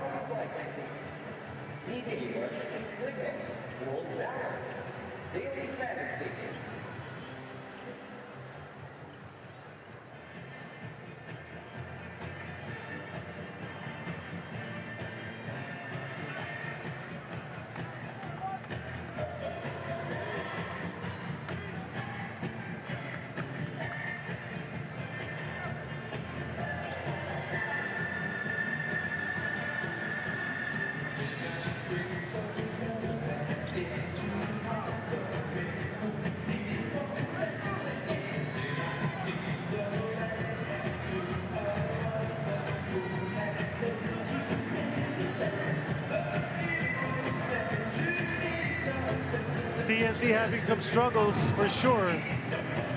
Second half, nag-umpisa na pero nahihirapan sila. Calvin Oftana is one of their main guys, but they've given him a hard time. Coach Luigi pointed it out early. They're going at all those TNT gunners, defending them well. Itong kabilang side naman, ang dadali ng mga tira because of the ball movement. They're getting easy layups, open looks, while TNT struggles on the other side. Coach Schutz also smiling because those tip-ins, those are normally sure ball by Rosser. They can't get anything going. There in your screens, big in the wins, 20-10. Heading hasn't scored. He's 0 out of 2. Now I'm wondering if Coach Schutz is going to use the kind of defense that he used towards the home stretch of your series against Meralco. That 2-2-1 sliding to a 2-3 zone. I wonder if they can use that, but then you have outside shooters that can break that zone. Ginebra are using a zone of their own. Yeah. There's a basket from Chris McCullough, much needed, as we say, coming off that short break. So it's down to 13.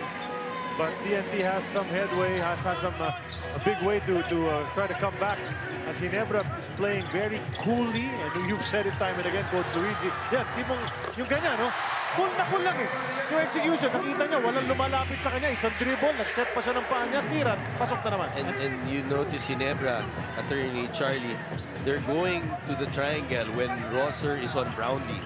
When Pogo is on Brownlee, they're attacking. Just sloppy play right now by TNT. And watch this. Oh! Iniwasan ng Debensa. Justin Brownlee finishing on the other side. And that zone defense of Barangay Ginebra getting that steal, and then Brownlee scoring in transition. Oh, two-handed slam dunk coming from C-Mac. That's BGR finding C-Mac again. The Braids are working together in this ball game, but that's a long way to go. 16-point lead for Barangay Ginebra. Went to a high of 18 just moments ago. 3 minutes into the second half, but Ginebra really just playing loose and relaxed basketball in game number 1 of the finals. Another one? Not that time. McCullough gets the rebound, makes sure hindi na makaulit ang Ginebra. I'm just so surprised that TNT's defense is allowing RJ Barrientos to get those shots off. He may be missing, but he's also making. There's McCullough. Nice jumper from Chris McCullough. Decided not to take the three, brought it a little bit closer. Macaulay playing steady. It's the guards of TNT that have been missing here, most especially the point guards and the scorers, that is. And that matchup of Holt of Tana. Hasn't gotten anything with Holt on him. They've got a quicker guard coming off, not allowing him anything.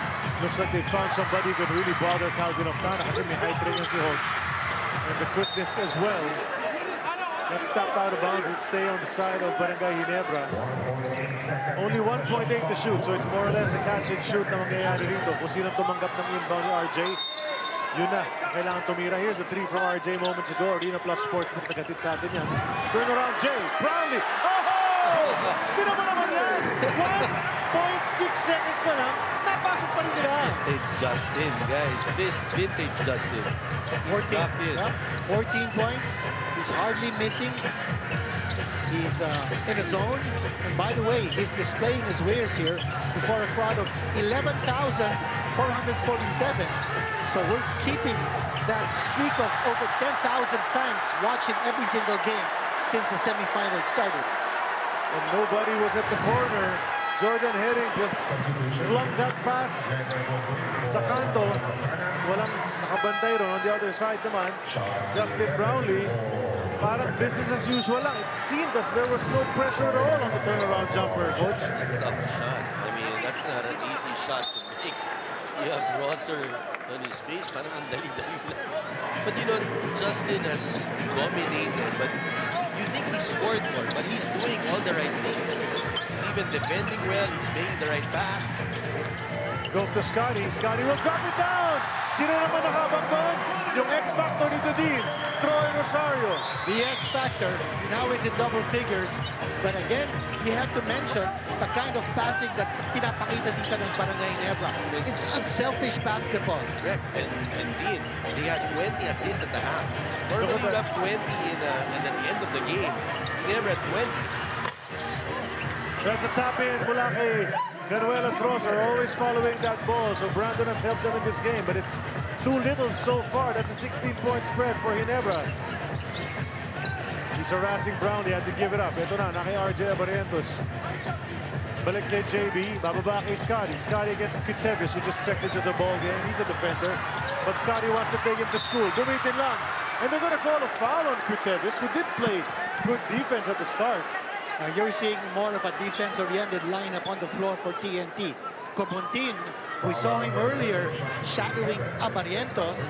So obviously they want to put a bigger defender on Abarientos and take away his offense. Something that they should have done very early on in this game. Free throw ni Scotty at sa atin ang McDonald's. Love ko to. At love na love si Scotty ng mga fans kasi kada hawak niya ng bola, naghihiyawan na sila. Pagpasok kanina sa intros pa lang, pag yung sinabing Scotty Thompson, grabe yung sigaw ng mga tao. Scotty has had such a story, you know, from where he's come from. Layo ng danas niya. Very humble guy. Shot, like you mentioned, trying Kiteves and Comontin, a different lineup. He sat his bigs. He hasn't put Galinato, hasn't played Kelly Williams at all here. And trying a little bit of a different lineup. Here's our needs list for TNT update. Pressure RJ to release and to pass. That's an X mark. But they've been able to get C-Mac to engage the locals. He has 4 assists in the first half, but he's only averaging 3.7 assists in the whole conference. And they've been able to go aggressive to the cup, and they have scored 20 points in the paint in the first half. That's a great block mula kay R.R. Bogoy, helping out Kitevis. He blocked Justin Brownlee. Can they convert it to a basket on this side? Bogoy says, I'll take care of it. Starting it with defense on one side and Bogoy finishing on the other. You just want to use Kitevis and Cobontin to try to bring up a little bit of an intensity because TNT's defense has not been here in the game at all. You have a switch. Kitevis against Brownlee. Brownlee seeing the mismatch. He's gonna go easy. That's just too easy. And, you know, for Barangay Ginebra, they're actually looking for that switch to create the mismatch. They're hunting for mismatches. And Brownlee is looking to get that mismatch against a much smaller defender. Here's Bogoy against Scotty Thompson. The fake goes up, could not convert, pero nakakuha na siya ng foul. So dalawang free throws para kay Roger Ray Pogoy. One of the point makers for TNT. Here's some Silyado defense of the game brought to us by Pioneer Laughter Seal. Silyado ang bubong. Ano bang panahon? And then he finished it with a nice layup on the other side. And now he's back at the line for a couple of free throws. Hits the first one, RR Pogoy does. Can't exchange baskets though. If you're TNT, you can't be content. You need to make some stops on the other side. You got to make it a respectable lead. Free throw na ito at it's sa atin ng McDonald's. Love ko to. And 15 points. I mean, you feel like TNT's bleeding for every point. But there's no flow in their movement as they normally do, right? With Ginebra, you see the triangle coming to work.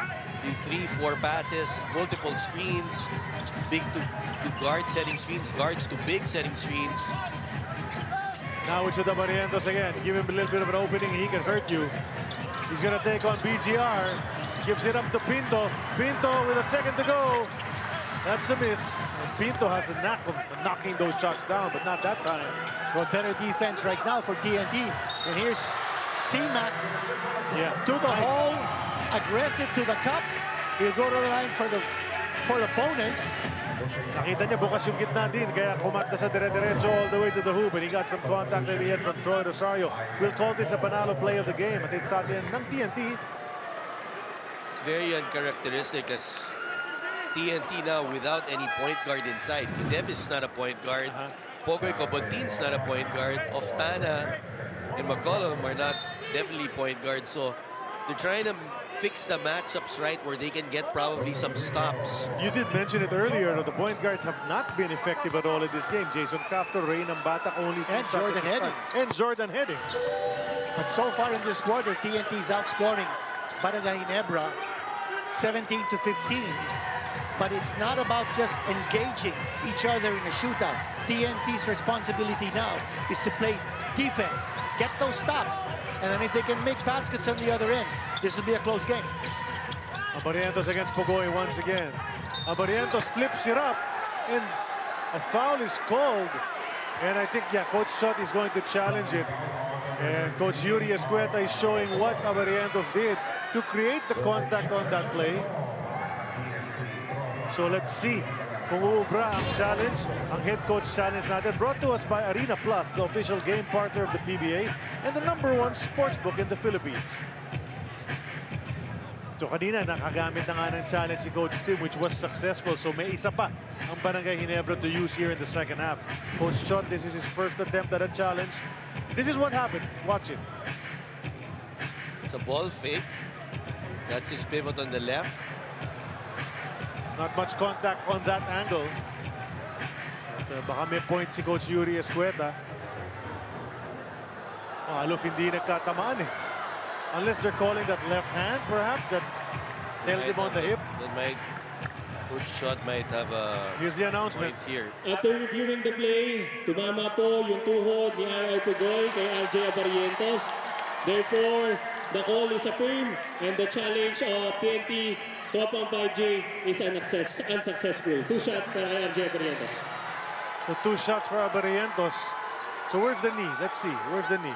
That one. There you go. There's the knee. The knee gets him on the thigh. And that also impeded the movement of Barrientos. Kanya yun ang tawag ng referee. So waist up, no problem. Wala talagang contact doon. It was really the knee that hit Barrientos on the thigh. So no more challenges for TNT. Nagbintis lang ang unang free throw ni RJ. The consistency now, you have 4 referees, right? Before you have someone from the technical there who can argue the challenge. But since this conference is 4, they decide. And I've noticed any little touch, they're going to keep that call, right? It's got to be really no contact whatsoever.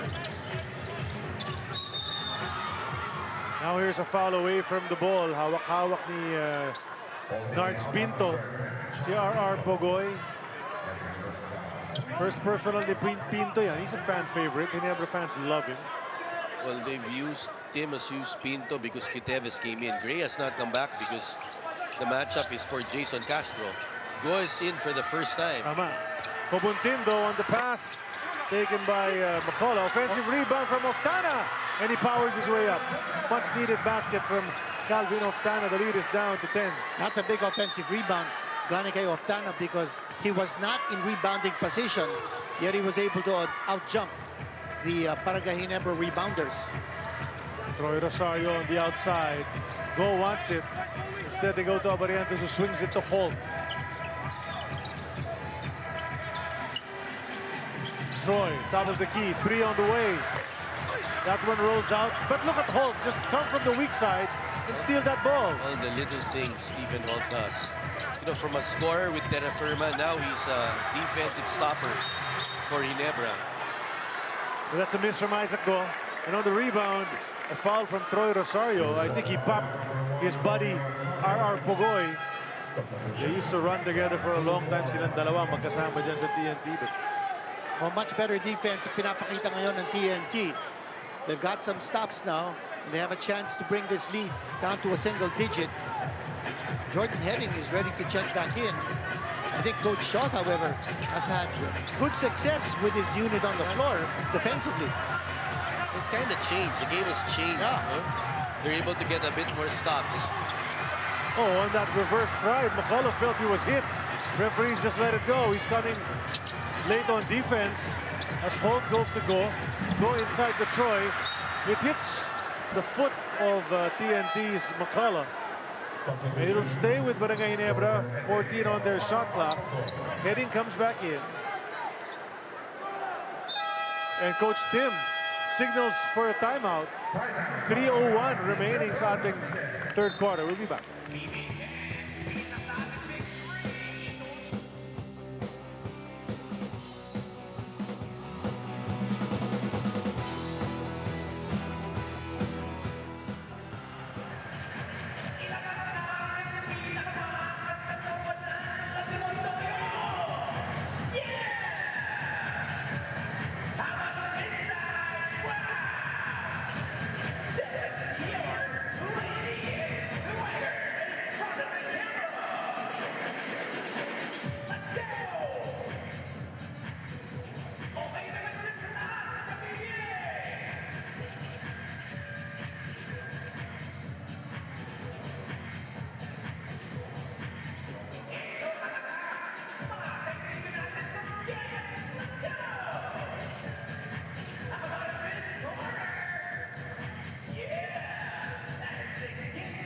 We mentioned it earlier, TNT and Ginebra have faced each other before.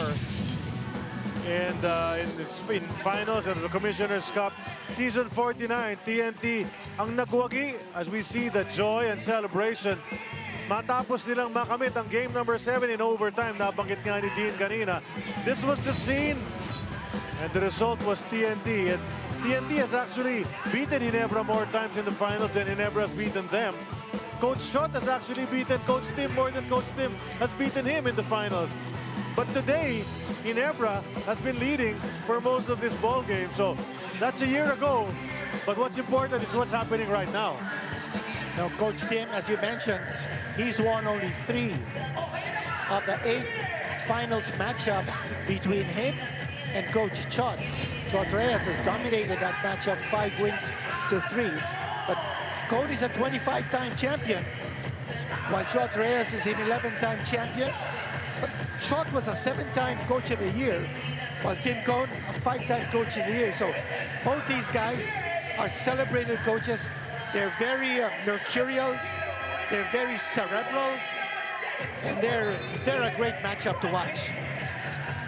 TNT will have their adjustments, I'm sure, but they're still in the game. They're only down by 10 points.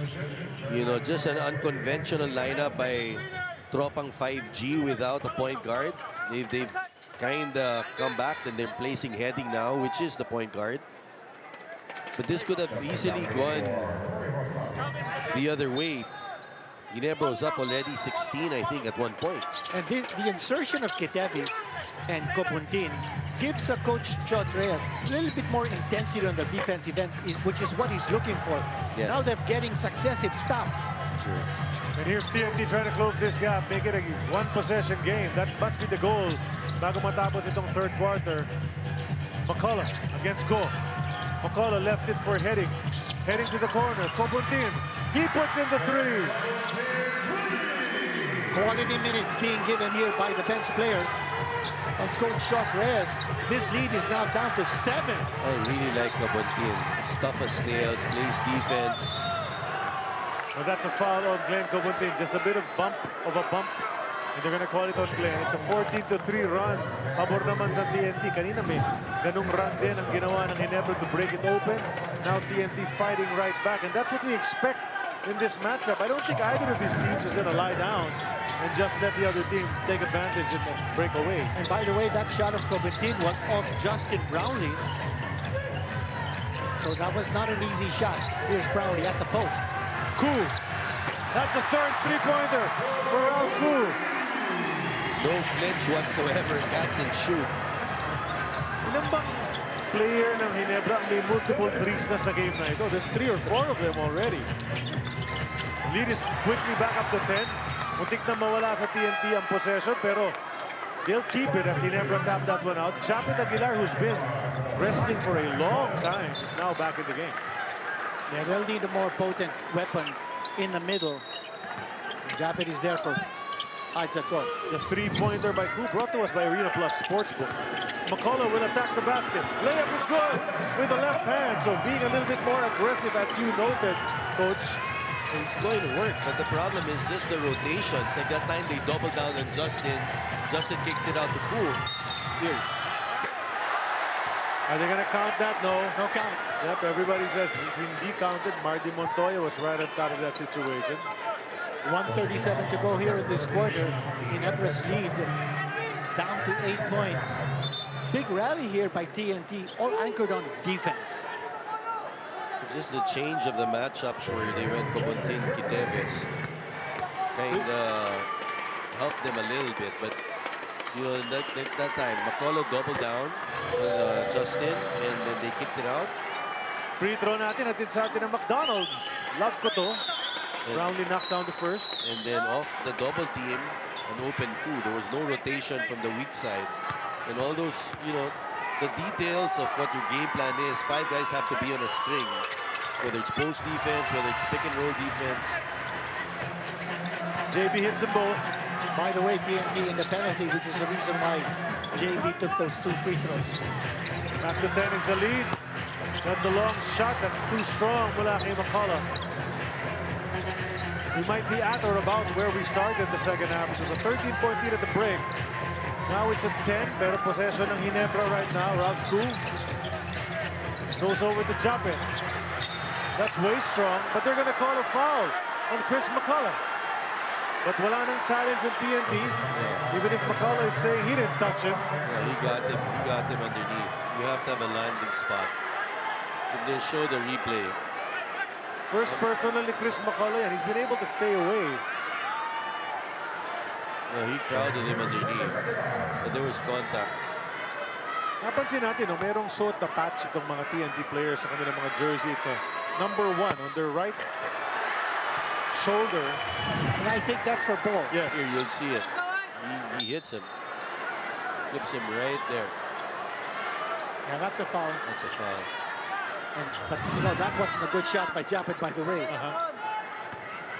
McCullough's got to be more solid. Like, if you're doubling, you're not coming back to your man, right? You have to rotate to the other side. And in that time, where are you going to foul a jump shooter? So he's going to work, but it's also hard for an import when you're asking so much from him when he gets 40 minutes to be good at both sides, which Justin Brownlee has been in this game.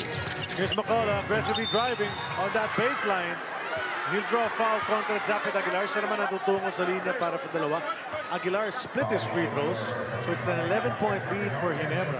We're under a minute to go. And Charlie, your observation about that patch. We got word from the TNT team manager, Giorgio Lastimosa, that Paul Manood Ball underwent his surgery a few days ago. And we're hoping for a speedy recovery. Hoping to see him back here. Yeah, you don't want to see anything bad with ball like that. I hope he does well. There's Giorgio Lastimosa, along with his wife, Butchik. They've been staples at the PBA game since the 80s.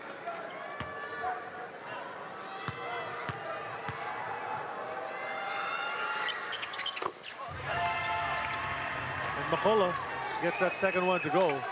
Lead is down to 9, back to single digits. Scotty crosses the timeline. Nambatak on top of him. Less than a minute to go here in this quarter. Sino kaya makakahuling hirit dito? Siyam na lang ang lamang. They go to Scotty, trying to find Gray, who gets it, finds its way to Brownlee. 2 to shoot. Justin will step back and miss it. McCullough comes down with a rebound.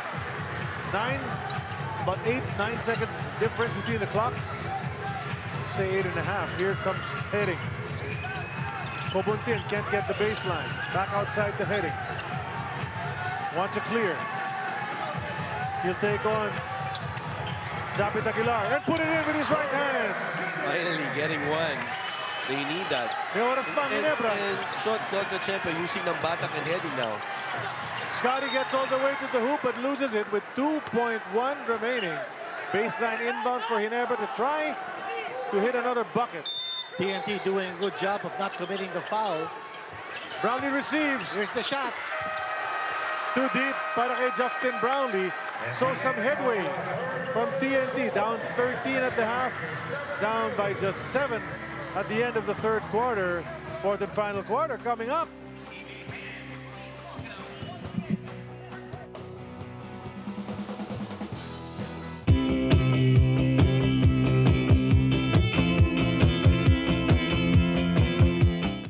Ikaw ba, alam mo ang tap-tap send at gumagamit ka ba ng tap-tap send?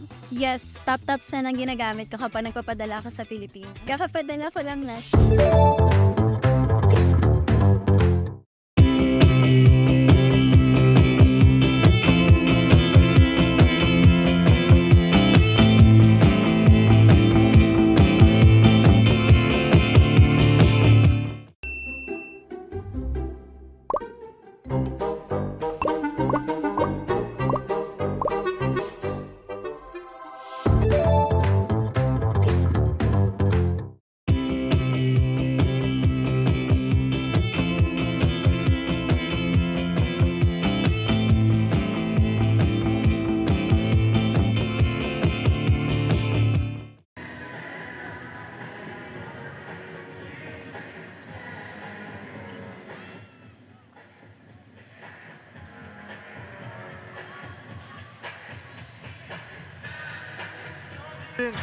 Definitely in favor of Barangay Ginebra. They're +5 overall and shooting at a nice percentage compared to TNT, which is the team known for being a better three-point shooting team.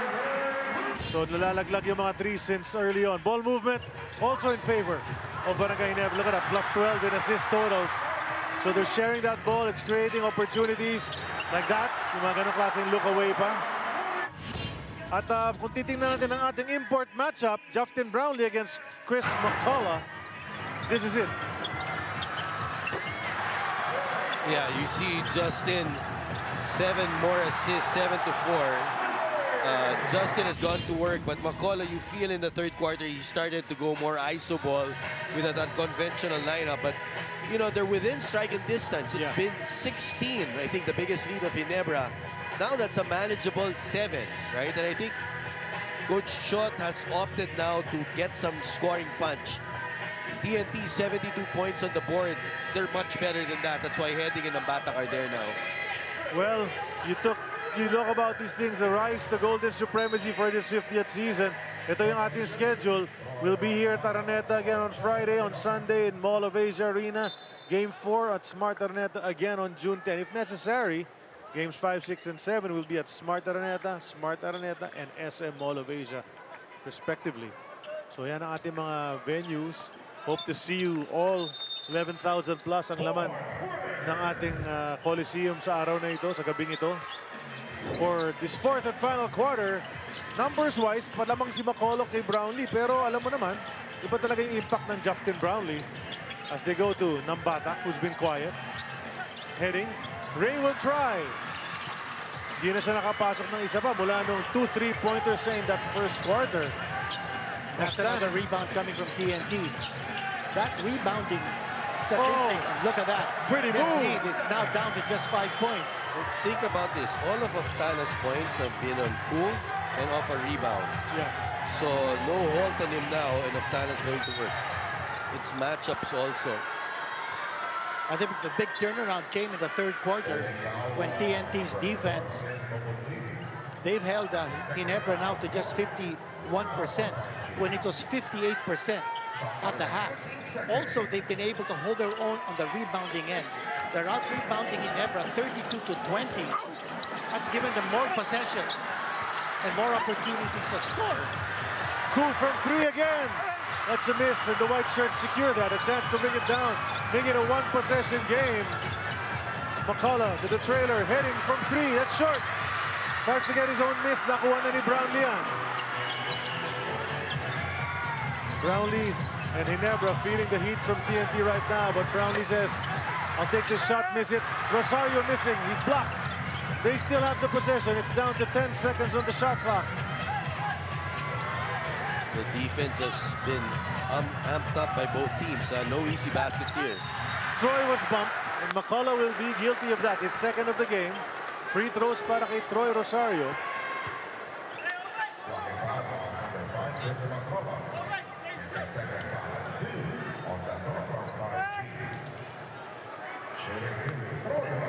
It's 5-point lead by TNT. And this free throw is brought to us by McDonald's. Love ko to.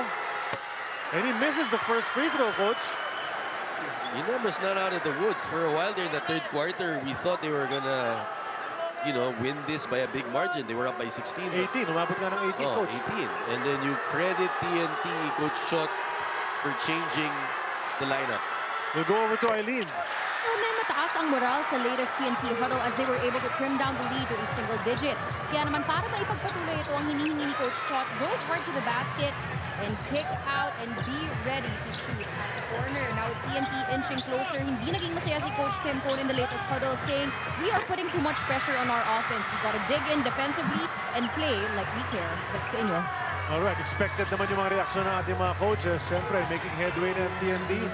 Coach Tim urging his players to stay ahead. Troy's asking for it. He's against Glenn Cobuntin. They were teammates on the NU champion team in the UAAP. Troy will turn, then get fouled and make it. That's a big basket coming from Troy Rosario. He challenged the defense.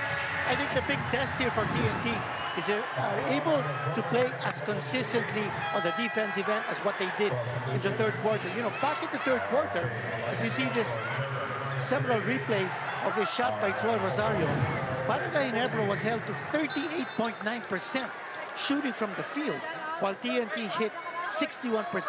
That was the turning point of TNT's rally, all because of tougher defense in the third quarter. Can they sustain that? You know, I just feel Ginebra's a fresher team also. The Dean and attorney, you've noticed the rotation of Ginebra is a little bit more balanced. I think TNT, Tropang 5G, they haven't brought in anymore the Kellys or the other guys. They got a little bit from Kiteves, but most of their go-to guys have had long minutes. Oh, that's way off on the three. Wala kay RR Pugoy. Ball's on the floor. Nambatak's able to snake it up and in. Big effort on the part of Nambatak there. Lead is down to 6. That was a 5-point swing earlier. Could have been down to 3. At 3-point play si Troy Rosario went up to 6 to 8 rather. Now it's down to 6. Here's Brownlee. A bit of an opening. Nakita ko na eh. When he stepped back, they left a little bit of space. You don't do that for Justin Brownlee. You don't do that with Justin, and he's playing at another level. Oh, that's way off too. Offensive rebound, a rare one for TNT.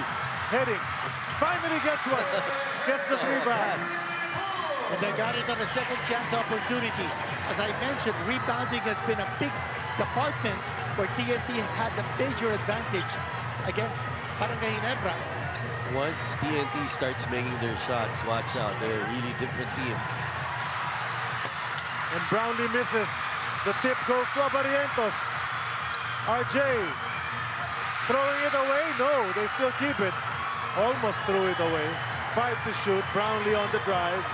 Turns. Kicks it to Koo. He just knows when to pass. And you set go them up, and that's to the off league's Macaulay's best hand. three-point shooter. Huh? Ralph Koo hitting 48% from three. Number one in the league. This crowd is alive. We can barely hear each other, gentlemen. Look at the setup. Look at the setup. Overhelp. Justin knows when to punish the double team when guys are packing the paint. Happy si Tim Gondon. Had to pump his fist.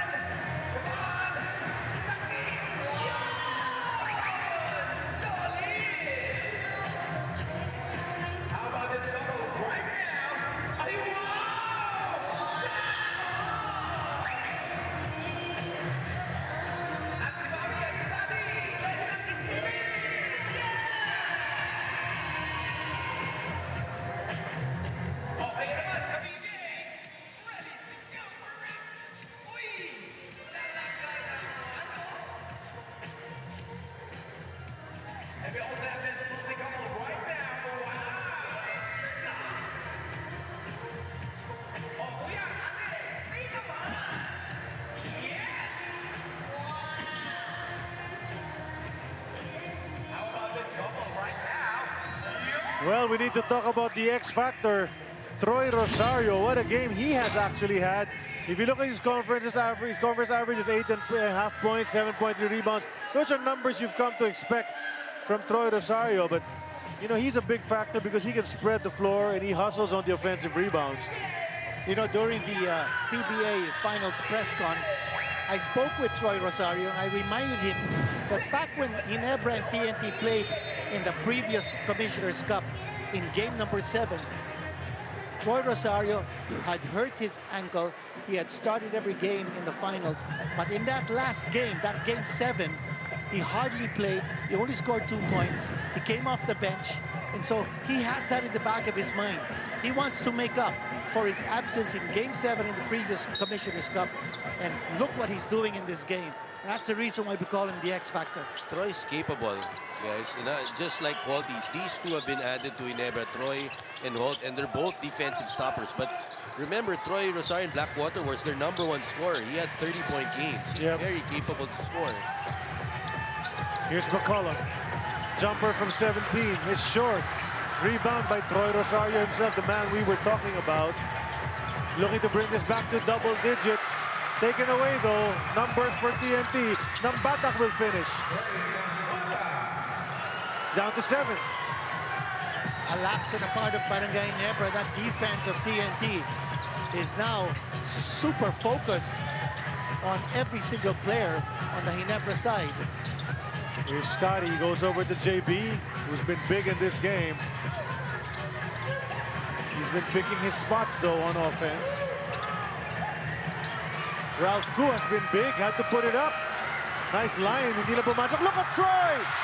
Couldn't get it to go, but he got the offensive rebound. I think it's a good matchup by Coach Cho to put McCollum and Brownlee, because now Brownlee can't go one-on-one against the smaller guys. Oftana, extra pass to Nambatak. Bogoy from 3. That's good! Yeah, na. 4 points. But again, Justin Brownlee has been defended by Pogoy, by other guys, Oftana, Rosser. Now that it matters, they're putting a bigger McCullough on him. So they're going to have to find ways of screens, of guards to free up Justin with McCullough, because McCullough can hold his own against Justin. Ralph Koo can't get it to Barrientos. Great denial. Koo's in a bind. Turns and shoots. That's an air ball. Now that's tough defense by TNT, forcing that poor shot. Also denying the possession of RJ Barrientos, which is what we've been talking about all game long. You want to put pressure on RJ, do not give him the shot. Ito yung 3. Nice setup from Nambatak to Pogoy. Panalo play of the game. At it's atin ng TNT. Chance to bring this even closer. It's a 1-possession game right now as it stands. Approaching the halfway mark almost ng ating 4th quarter. of Game 1. Ng Batak. Bukas sa 4. Pasok! Tablang score! When they get hot, when it rains, it pours. Tropang 5G on a run. That took a lot of confidence to take a shot like that. You always want your scorers confident. Credit Macolo who sets the screen. Frees up ng Batak. 4-point, draining that. Alam mo, he's got big cojones ng Batak. Big balls. Tough guy. And Batak averaged 5 points in the semifinals. Outdoing himself here.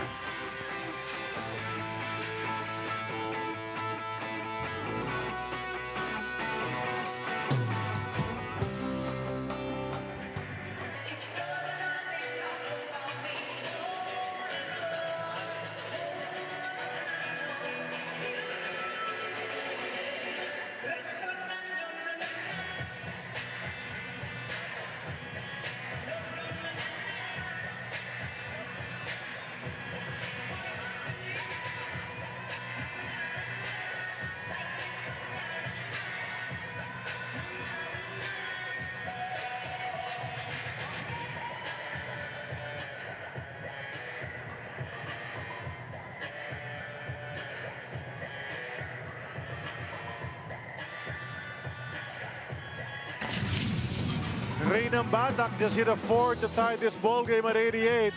He was drafted by Rainer Shine back in 2017. Played for them for a couple of years. Went to the Blackwater bossing shortly. Tapos joined TNT. And he was a finals MVP in his first appearance. Won back-to-back titles, the Governors and Commissioners Cup. At yun na nga, sa araw na ito, naganda yung umpisa niya. Walang nangyari sa may kalagitnaan, pero biglang bumanat ng 4-pointer para itablang ating score. He's got 14 points now. And you remember in the semifinals, he averaged only 5 points. There were 2 games that he didn't even score. But he had that big game in game number 3 when he scored 18 points. And Raynam Batak sort of reliving the memory of his finals MVP performance in the Commissioner's Cup last season. It's a 9-0 run for TNT. Yet another run that's happened in this game. Brownlee could not end that run as TNT will look to take the lead, partner. It's been ages since they've been ahead. He's feeling it. He's feeling it, and you can't resist. They're going to him now, and they're going to attack Barrientos. Here they're calling the guard to set a screen, so he has RJ now. He wants to take him. Down to 6. Batak will take a 3. Oh, he puts that one in, and indeed, suddenly, TNT's up ahead. Ano respond kaya ng Ginebra rito? At 17 points for Batak. What an explosion by this. I told you guys. This guard, this small guard. When the guards start making their shots, heading Batak, they're a different team. You're all about the defense setting the stage for this explosion. And now, JB trying to do it by himself. Got it back. Barrientos now on the drive. Tried to look for some contact as well. Ginebra's not done yet. When you've got a potent duo, very explosive in Brownlee and Barrientos, you know, anything can happen. Batak the hot hand right now. Then he draws a foul from Barrientos. Inutakan niya si RJ sa play na yun. 3 free throws ang ititira ni Stingray. Smart by Ray. But you know, the one thing that TNT does well, they go to who's hot. Macolo had 13 in the 3rd quarter, right? And then Batak came into the game, heading at a 3. Batak has gone to work. He's had 7 here in the 4th before this 3-point shot. But lo and behold, and then I think, guys, Macolo on Brownlee. That has been the big difference here. Right. Eileen? Gentlemen, in the latest huddle, ang sigaw ni Coach Tim Pono, why are we not running our offense? I need you guys getting into the post, the corner, and setting up ball screens. Little things are killing us now, so we need to move the ball. As for TNT, ang sabi ni Coach Chot, just keep fighting. We need 5 guys rebounding, and I need you to lock in collectively on Justin Brownlee, especially on defense. Back to you. Thanks a lot, Eileen. That's a 3-point lead right now. 2 out of 3 and napasok the free throws ni Batak on that trip. And Batak, that's a conference high for him. 19 points. Holt. Scotty goes to Troy. He's got Oftana on him. Cross-court pass, nahuli ni Jordan Herring. Sunod-sunod ang turnover ng Barangay Ginebra. Complete opposite. TNT picking up a notch defensively. Daming turnover. Another 4. Too strong, but Herring kept it alive. The pass to Pogoy. He gets into the paint. That's going to be a hold on Scotty Thompson. You know, it's a combination of the defense of TNT and the rebounding that they've been able to generate out of their players. The matchups have been good. Bacollo and Brownlee, so now you don't need to double team. And you've got Troy and Oftana, Holt on Nambatak, who's the hot hand now. McCullough goes to Nambatak. He's thinking about it, but he just missed one. Now he'll drive. Lofted on the way up. McCullough can't save it, and that's a turnover on TNT. Lots of time in this game. 3:44 remaining. You know, Ginebra's dominated this game for almost three quarters. But somehow TNT has been able to turn it around with defense. And, you know, a key defensive adjustment is, as you were saying, and this is something we anticipated, import versus import down the stretch. Baseline drive, Holt drops it to Troy, who lofted momentarily. Scotty 3, bit in. Rebound taken by McCullough. Umalat ng tira ng Ginebra. They're moving the ball. It's not bad offense, huh? They're moving the ball, but somehow their shots aren't falling naman this time. Well, Coach Richard did mention that earlier when we had him on interview. As Pogoy powers up against Scotty Thompson, leads up to 5. Sabi ni Coach Richard, we can't rely on that. Yung outside shooting natin, di naman ganyan yan talaga. Pwedeng all the way na ganon. And look at that. Coach Tim a bit upset at RJ Barrientos as a timeout is called with 3:06.8 remaining in the fourth quarter. 5-point lead TNT.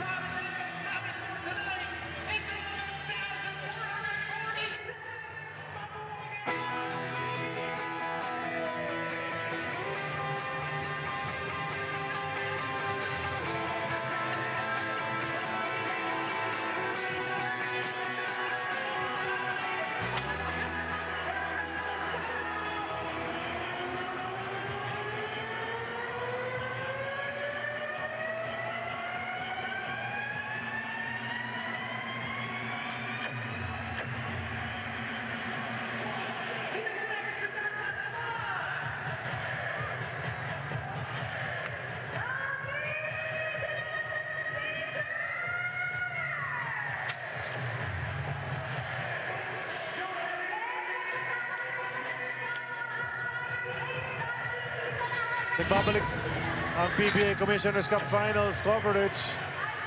RR Pogoy has stepped up in the playoffs for sure. Not even 10 points a game, or just about 10 points a game from the eliminations to the quarterfinals. But in the semis, went up to 16 points, 10 percentage points better on the field goals, 12 percentage points better on the three-pointers. So Pogoy is a big-time player in this league. He has been for some time. Well, he was the missing link in the elims. That's why TNT struggled, right? Tropang 5G struggled because they had some missing guys. They are really potent. When you look at this team, they've got 4 final appearances. This is their 5th final appearances. We've got a good crowd. I thought it was going to be a blowout by Ginebra, 18 points up, but credit the resiliency of TNT, led by that guy, RR Pogoy. And you know, he's been playing all right basically the entire game, but a couple of guards stepped up in the past few minutes. Reynam Batak, Jordan Herring. They couldn't do it alone. I think what Coach Sean has done well, things weren't working. He's put Kiteves and Kapotinin to change it. They went to 10. Then he brought in Heading and Nambatak to score. And did they score?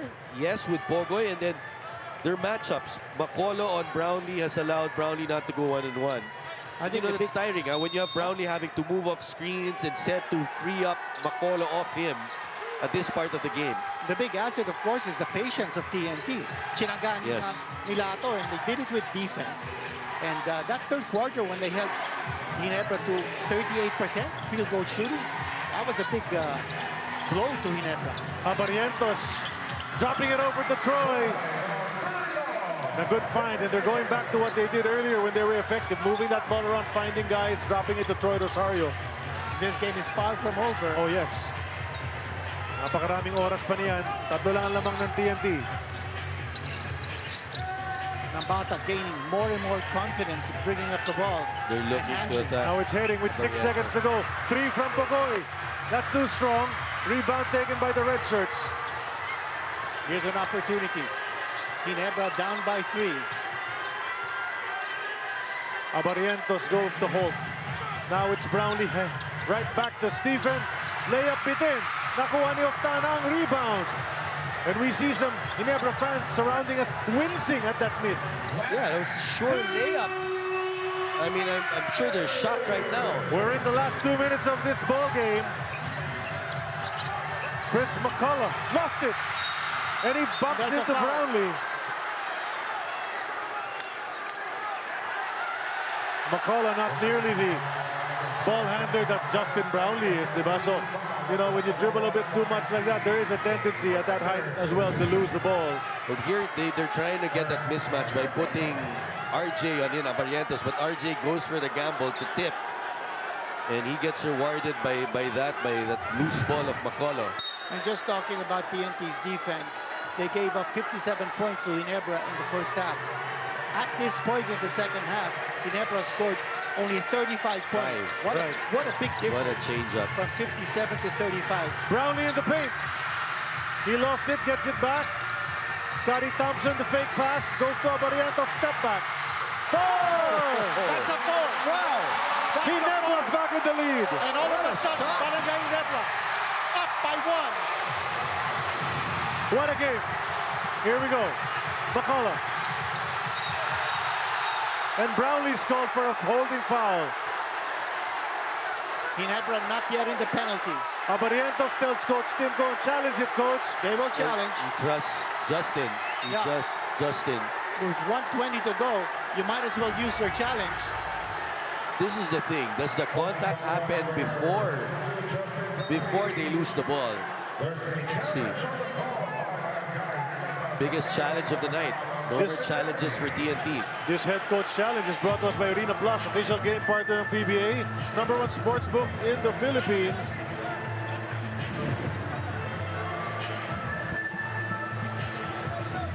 So they're going to review it now. Here's that drive, McCullough, bit of a bump from Brownlee, and then the reach in, which the crowd interprets as all ball. Crowd's reacting. It's nice that we're able to have these challenges, right? To get the right call. Let's see if they can get it. And while that review is still ongoing, siyempre nag-huddle na yung magkabilang koponan. Nag-uusap-usap yung mga players dahil mahirap na magkamali dito sa last 20.6 na natitira on the game clock. It's just a 1-point game in favor of Ginebra. They had the lead for most of the game. TNT came back, grabbed the lead shortly. But Abarientos said, tama na kayo, kami na ulit.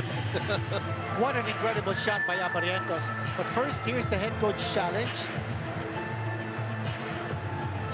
So McCullough drives, then there's a bump, and then the reach in. He's moving back, guys. There's no... he's moving back. McCullough's right forearm's there. And he loses it. But we always look sometimes at the hands or, you know, but the referees earlier, they found a knee of Pogoy bumping the thigh. I've always said this, you want to reward defense, right? And if the guy is moving back, not for anything, because we've been in that situation before, a little bit of a bump and you're moving back must be allowed. How are you going to defend the guys? You know, refs have to get this right. I've been frustrated myself with this before. Meron pong holding foul si Justin Brownlee against kay McCullough. That's what I mean. Therefore, the challenge made of the Barangay Ginebra is not successful. So they call the foul on Brownlee. You know, to your point, Coach Luigi, I've always said if it's inconsequential contact, you don't make the call. If it's a consequential contact, that's when you make the call. I agree. Was there consequence there? Was there inconsequence? Well, the referee said. And the 4 referees are the guys changing the call, right? Normally you have a technical here, but I mean, it's just, you know, these challenges sometimes, even as coaches, we get frustrated with them. But The call will stand, and it will be for TNT. That's right. And you know, Coach Richard Del Rosario was having a nice talk with referee Jeff Tantay, who was explaining the verdict. Meantime, the coaches are at it again, drawing up some plays right now. TNT finds itself down again after taking a 5-point lead. How quickly things can change in today's game. I mean, I'd like to see, I'm not for anyone else. You see Johnny Abarrientos, yes, the most valuable player. 30 years ago. That's unbelievable that he has handed down the mantle to his nephew. But he dominated not from the three-point line. You know, you have the Abarrientos and the Alapags that dominated. Pagsanov dominated from the three. This guy did it in other ways. And of course, before Johnny, there was Billy Haba Abarrientos, who also played in the PBA. So it's the third generation of Abarrientos now. And that name has become synonymous with being a quick, heady guard who can impact the game, di ba? Depensa ni Haba Abarrientos. Ang galing sa depensa rin ni Johnny at yung paglilipat niya, flying ingay. Tapos this guy now has taken it a step back. He's hitting fours. RJ Abarrientos with regularity, Dean. And getting guidance from his uncle, because Johnny Abarrientos is in a coaching staff of Barangay Ginebra. But, you know, just going back to that incredible 4-point shot coming from RJ Abarrientos, you see that step back. And Barangay Ginebra just didn't go for the equalizer. They went for the lead. And that 4-point shot giving Barangay Ginebra the 1-point lead. You know, I have an RJ Abarrientos story, a quick one for you. I was talking to Coach Nash Rosella, who coached FEU before, and he said when Johnny brought na RJ to FEU, he said, may pamangkin ako, gusto maglaro sa inyo. Sabi niya, magaling ba yan? Di ko pa alam, di ko pa nakikita maglaro eh. Oh my God. That's what he said. And so, look what he has become. Magaling na. Without a doubt. They can't even take him out of the game because he's very good offensively. Obviously, defensively, they're attacking him. He still has to learn, and what better way to have an assistant coach as an uncle who can teach you. Okay, here's TNT. McCullough on the drive. He missed it. Ball is with Ginebra. Up by 1. A minute and 8 to go. Still anybody's ball game in game number 1. And the discipline of Barangay Ginebra in not giving up the foul on the attack to the rim by McCullough. It's with Brownlee. Ostana's got his eye on him. He'll bring it closer. Left hand. No go! McCullough gets it. Ahead to Bogoy, who returns it to Chris. 47 seconds. They give it to Bogoy. Fakes the 3. Drives closer. And misses, but gets fouled. Free throws for RR Bogoy to try to grab the lead back. 41.3. Joy Rosario giving up that foul. And you have RR Bogoy at the line. He's shooting 72% from the stripe in this conference. They've made a killing here in the fourth of Bogoy's man setting a screen for McCullough because Abarrientos is on Bogoy. Heading and Nambatak have been checked by Scotty and Holt. Last free throw coming up, the score is tied. In the semifinals, RR Bogoy shot 90% from the line. Bogoy, one of the best from the stripe, and he hits them both. Gives the lead back to his team. Ginebra's turn right now. It's a chess match, as you said, Luigi. It's a 2-for-1 situation for TNT, actually, after getting that possession. They're gonna look for Abarrientos. What's your move? Yeah, what's your move, Ginebra? Abarrientos going over. Takes a 4. What a shot! If the first one was big, this was humongous. From 4-point line. You know, McCullough was on top of him. McCullough was playing defense on Abarrientos. And Abarrientos making that shot is such an unbelievable shot. Hey, but this game is not over. There's 20.4 seconds to go. It's only a 3-point lead. TNT is going to get back possession. You're down 1. And you have the balls to take a shot like that. Everybody's up here. Check it out.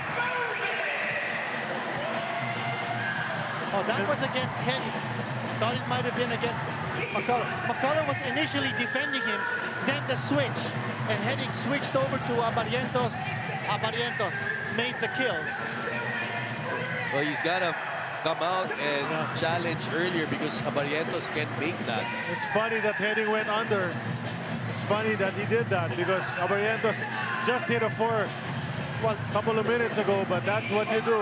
The man who made that play possible was Brownlee. Brownlee. Because he set the screen that took away the defense of McCullough, and then the switch for heading to go over to Barrientos.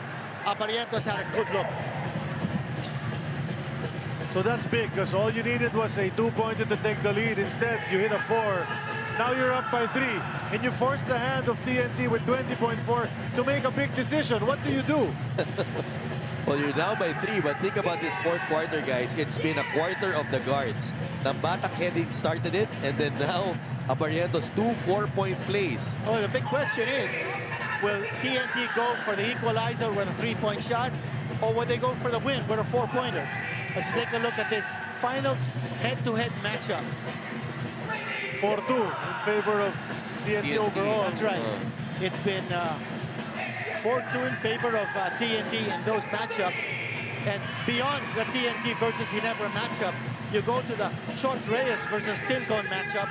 And that matchup is in Chot's favor at 5 wins against 3 in the finals.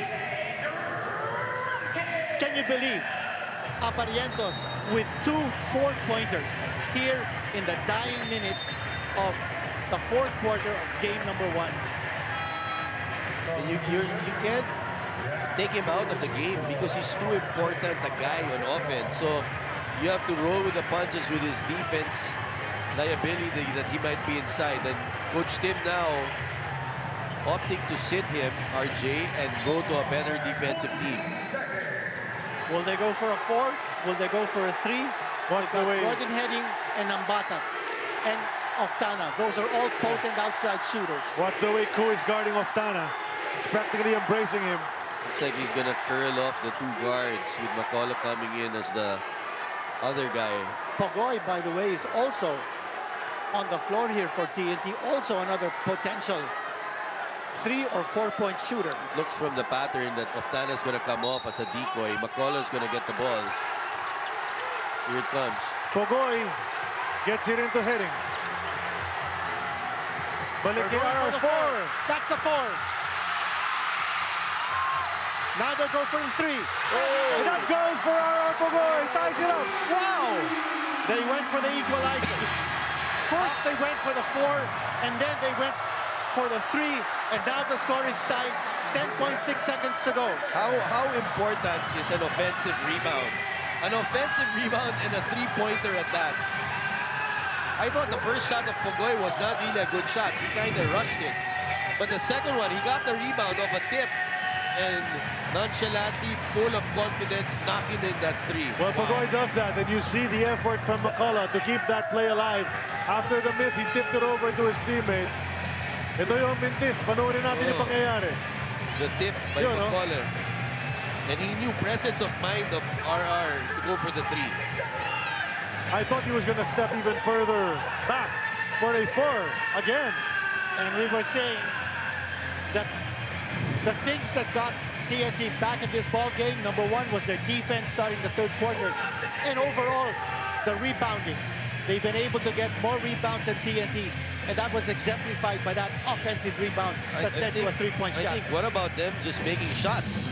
Inaalat sila sa first half. Second half, with their defense, like you said, team working, attorney, all of a sudden they're starting to make shots. Watch this. This is from a year ago, March of 2025. Brownlee forces the overtime with a 3-pointer. And then in overtime, TNT gets it to go. 4-point lead. And they win it in 7 games. It's about 14 months since then.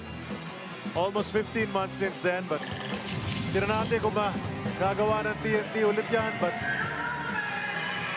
10.6 ang natitira para sa Ginebra. And with RJ Barrientos and some of those other guys, they have a big chance of winning this game on this next offensive. But for Barangay Ginebra, it's either this game goes to overtime or they win the game. And they've got to play their cards right. They're going to inbound over to their side of the court. They've got 10.6 seconds to manufacture a shot, a good shot. They have the option of taking it here or in front, right? So they probably will put it here in front. And that's a lot of time. Both teams with penalty, yeah. And you have a lot of guys to go to. Obviously, Barrientos and then Justin. So TNT will take the defensive side. First time Rosser's back in the game. He sat out most of the second half. He's there for defense. Yep. And to secure the leather, just in case magmintis, diba? Baka may oras pa. Guys, this is just game number 1. We're tied at 100. Here we go. Brownlee. They don't need a 4 or a 3. They need a good shot. Here's the drive. Brownlee on the attack. Brownlee. Wow. Justin Brownlee being Justin Brownlee. Tough. How many times has he done this for Barangay Ginebra? The fade off the glass. Just makes the right move. I remember once against us in Meralco, we were backing off and he takes the 3. This time McCullough was up on him and he read it and he drove by him.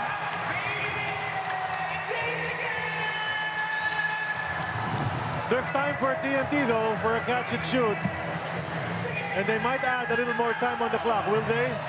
Are they talking about it? Doesn't seem that way. Mukhang naghahati lang ang mga referee amongst themselves, though, looking at the clock. Now look at that dribble pull-up by Justin Brownlee. He went 1-on-1 against McCullough and got the shot off the glass. Reads it. Vintage Justin at 38 years old, still doing it, guys. And the intelligence, the basketball IQ. Basketball As we IQ. said, you don't need a 4, you don't need a 3. You just need 1 point to get the lead back. So we went for the high percentage medium range jumper and he got it to fall. Well, you can call him Vino because he's like fine wine, Justin Brownlee. 38 years old. He's gunning for a 7th championship in his PBA career. He's now playing in his 13th conference. And his 10th championship series, right? So, you know, his legacy will be forever etched on in the PBA. But remember, after going 6-0, he lost to TNT twice with RHJ. So now it's his chance to redeem himself against Talk and Text. TNT, that is.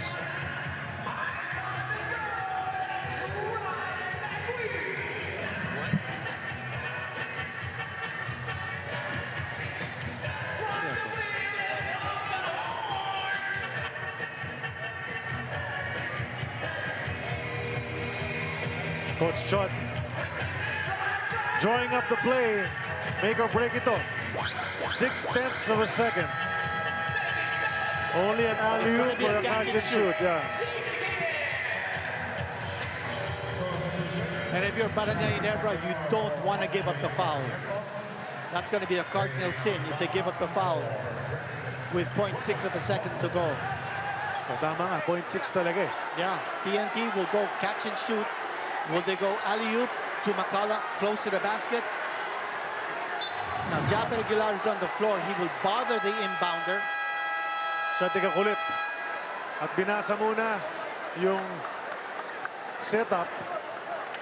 At may 30 na ginamit. And remember, we can't have that when the player calls a timeout as he's about to inbound. Wala na yan. Dati, you'll wait for the play to start already before you call it, right? Yes, correct. And this game has been nothing less than phenomenal. We expected a hard-fought battle from game 1. We're getting it. Saka nakita the early lead. Yeah, yun na nga. Nakita ka ng tambak na dumikit pa ng ganito. Nakabalik eh. Diba? Sabi nga natin, the only way that TNT could come back was not by trading baskets, but to play defense, and they did it. They did it in the third quarter. But in the fourth quarter, so many players from Ginebra displayed heroics. Barrientos with back-to-back 4-pointers, and then Justin Brownlee making that shot to give them a 2-point lead. Then Troy Rosario, the X factor, doing so many things on the floor. Scotty Thompson also did his share, but TNT is still in there. They've got 0.6 of a second to generate a shot. There has to be a victor because both teams have played exceptional. Yeah. That's right. Here we go, heading. Oh, what a nice pass. Oh, the play was right there. That was a great play.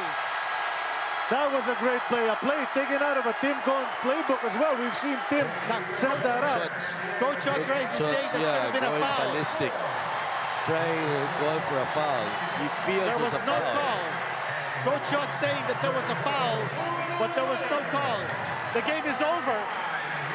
And we were just saying it would be a cardinal sin if Barangay Ginebra gave up a foul with 0.6 of a second to go. We'll see it. Here is their contact. That's a beautiful play. Right there for Oftana. Watch it here. Brownlee on the defense. They brushed against, no foul. They brushed against each other, that's for sure. But there was no is foul. It enough for the call? Maybe not. So TNT. I would say that's inconsequential if there was any contact.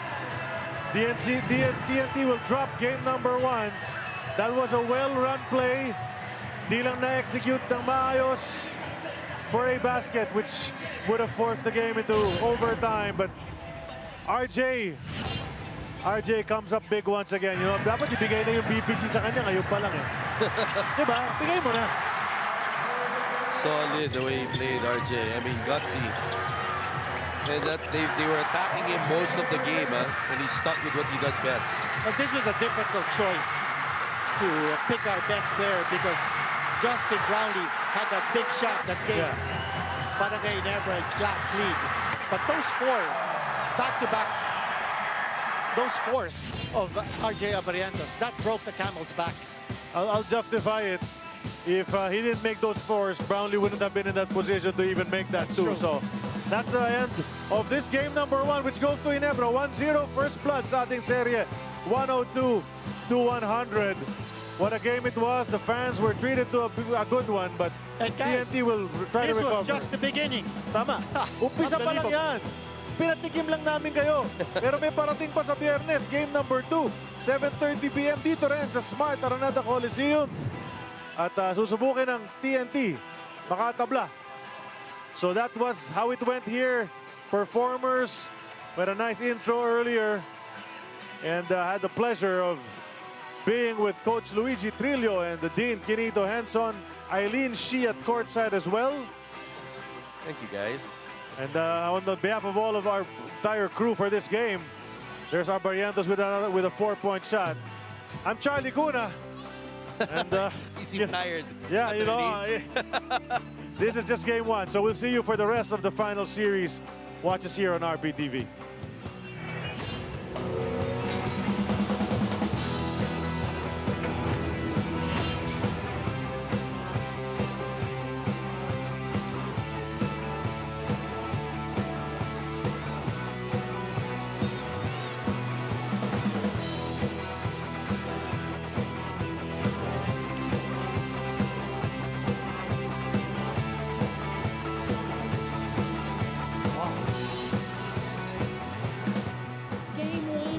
PBA 50 Commissioners Cup Finals belong to the Barangay Ginebra, and our best player of the game, RJ Barrientos, 24 points, 3 rebounds, 7 assists, 2 steals. RJ, from the start pa lang, 2 early fouls. Hanggang dulo, humabol ang TNT, lumamang ang TNT, pero steady ka pa lang. How does Barangay Ginebra do this? Ano ang nasa isip mo at this point? Unang-una siguro yung composure namin lumabas dito sa finals, and sinubok din kami talaga ng semis namin sa against Rain or Shine. So nadala namin yun ngayon sa against Token Text. Pero ang dami naming miscommunication, dami naming mali sa second half, patiting sa fourth quarter, nag-collapse kami. Pero we need to be better on that, and I need to be better on this one. RJ, 2 clutch baskets, 4-point shots pa yun. Hindi yun pang second year pa lang. You are a superstar, RJ. Ano naman ang masasabi mo dito? Kay Lord yun, si Lord yun. Dahil kay Lord yung tira na yun, di naman mas-shoot yun kung di. Hindi dahil kay Lord. Maraming salamat dahil nandashoot yun. Pero ang dami namin mistakes. Kailangan namin makita sa viewing and paghahandaan namin yun sa Game 2. Nag-collapse kami ng fourth quarter. No excuses. Kailangan namin paghahandaan yung Game 2 against Tokyo Tex ulit. RJ, kitang-kita mo naman na ang dami niyong fans tonight. Meron ka bang mensahe para sa kanila? Unang-una, maraming salamat po sa mga kabarangay natin na lagi nakasuporta. Umulan man o umaraw, nandyan po kayo. Maraming salamat po sa asawa ko, sa pamilya ng asawa ko, sa mga kaibigan ko na lagi nakasuporta. Maraming salamat po. See you po ulit sa Game 2. Maraming salamat po mga kabarangay. Congratulations, RJ. Well-deserved win. Now let's turn it over to the press room with our winning coach. Congratulations, Coach Tim, on taking Game 1 of this best-of-7 final series. When TNT tried to force a comeback, the ask was not to put too much pressure on your offense to close this one out. What is your assessment of the way the guys showed up in the end game? Well, I wasn't happy about the fourth quarter. That's for sure. We lost control of the game in the fourth quarter, even in much of the second half. And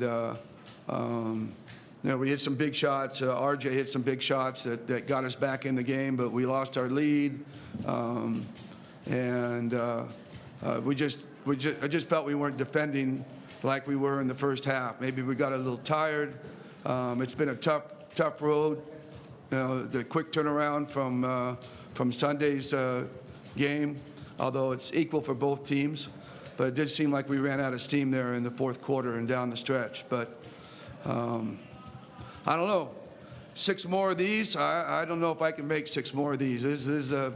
They're all going to be like this. It's going to be a tough series to stay healthy in. Coach, RJ also made back-to-back 4-pointers that were very much crucial. What did you say to him to kind of motivate him and bring that game out of him? Did I motivate you, RJ?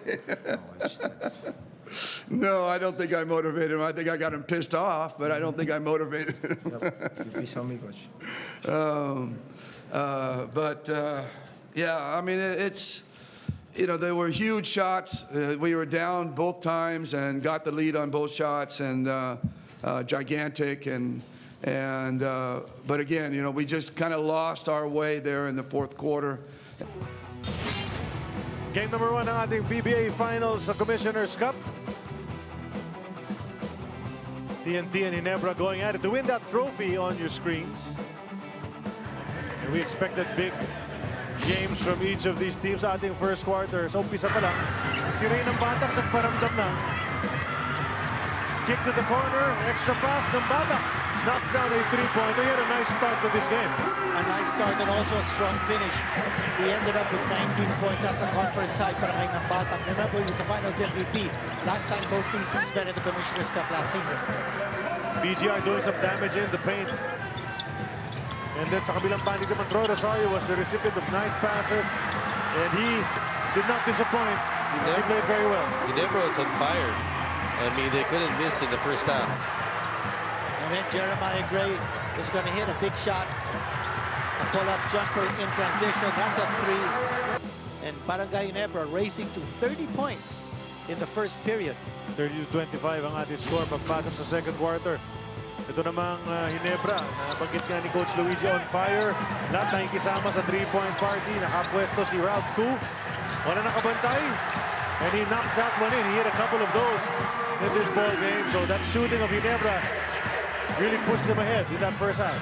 He shot better even here in that second quarter, and then they dissected the defense of TNT. And JB doing what he does best, not just settling for an outside shot, but going strong to the hole and scoring on the layup. On the other side, si McCullough gets that pass from Brandon Ganuela-Prosser, completing the basket inside. McCullough had nice numbers in this game as well.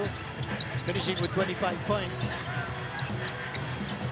Si RR Pugoy naman, umaatake patungong basket. And Pugoy really played his heart out in this game, did everything he could to help his team try to get the win. One of the few easy baskets for TNT in the second quarter. Remember, Ginebra had 19 assists here in that first half. And Scotty Thompson ending the fireworks in the first half with a big three-pointer. 13-point lead at the break para sa Barangay Ginebra. So TNT had some catching up to do in that third quarter. Pinalaki muna ng Ginebra ang lamang nila bago pinababa ng TNT. And Chris McCullough getting that dunk inside. Well, that dunk started it. He had 13 here in the third quarter.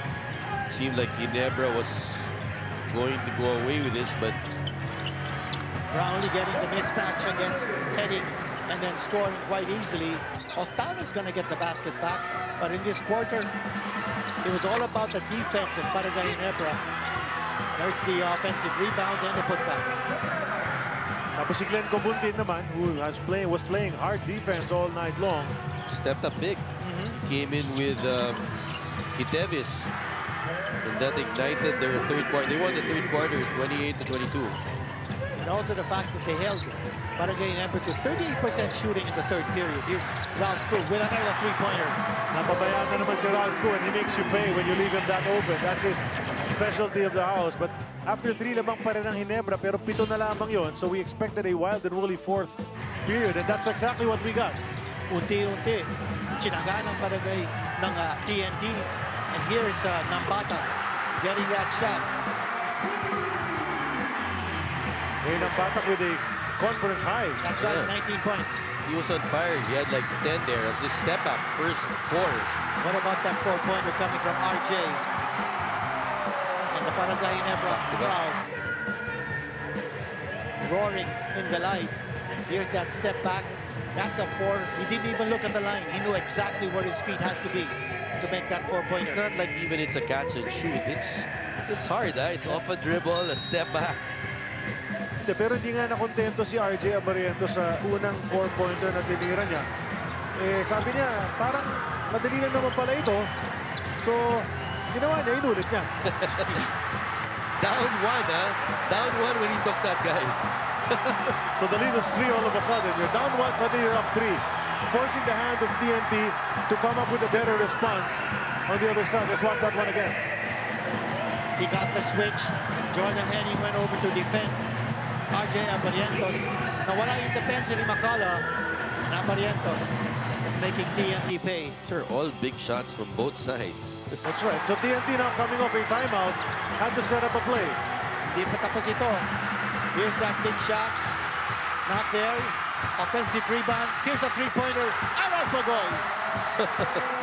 So he tied it up at 100 apiece with 10 seconds to go. Then they gave it to Justin Brownlee. Isolation, one-on-one. Import versus import. Mano a mano. Here we go. Off the glass. JB. Vintage touch. TNT had 0.6 of a second to draw something up after this yet another clutch basket mula kay Justin Magic Brownlee, number 32. Fading, using that window off the glass, pabandang tira para makuha ang lamang. Dalawa, 102-100. We're showing you all the angles because it was such a great shot yet again in the storied career of Justin Brownlee. TNT had one more chance. 0.6 of a second. They drew up a play. What a perfect play. Hindi lang naipasok ni Octana yung tira. Coach Shot Reyes claiming that there was a foul. If there was any contact, it was incidental. And that's where it ends. Panalo ang Ginebra 1-0 muna sa ating series.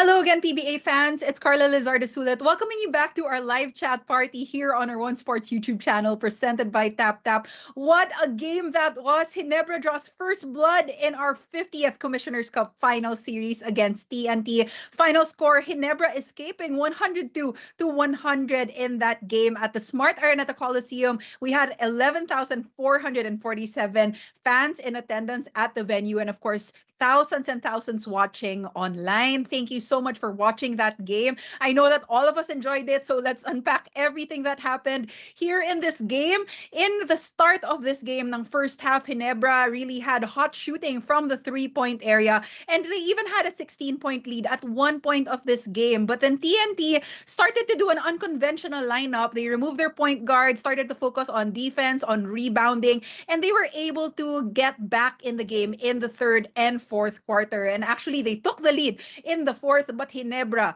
hitting big shots, specifically two big four-pointers from RJ Abarientos and a big shot from Justin Brownlee. And they're saying, we are not letting this game go. They delivered in the end game to be able to get the 1-0 win here in our final series. Let's look at the stats of this game. Ginebra was moving the ball very well in this game, 30-17 compared to TNT. They also made the most out of the turnovers nitong TNT. Ginebra had 27 points of turnovers compared to 18 para dito sa TNT. And then lumamang din ang Ginebra sa perimeter points, 63-42. Let's check out the top scorers for this game. We had Justin Brownlee with 23 points, including the go-ahead basket in the end game, 8 assists and 4 rebounds. RJ Abarientos was named best player of this game. Well-deserved. He had 24 points, 10 in the fourth quarter, 7 assists, 3 rebounds. We also had Troy Rosario doing a little bit of everything for Barangay Ginebra, 16 points, 9 rebounds, 4 assists.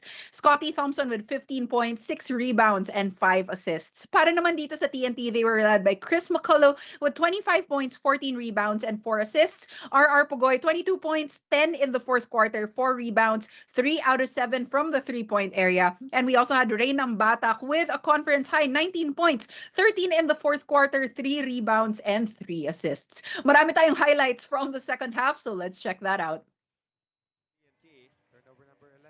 In the third quarter, Japeth finds himself open for an easy slam. But Barangay Ginebra still up comfortably, 62-46. Now we have the ball with Barangay Ginebra. Brownlee with a reverse layup on the fast break. Chris McCullough trying to lead his team back here in the third quarter, slams it home para dito sa TNT. And RR Pugoy, another one of the top scorers para dito sa TNT, sails it in for a two-pointer. Chris McCullough, downhill attack. He is unstoppable for that basket. Barangay Ginebra still up by 10. Cobontin will hit that 3 to cut the lead down to single digits. So that was a 14-3 TNT run in the third quarter. Now we move on to the fourth.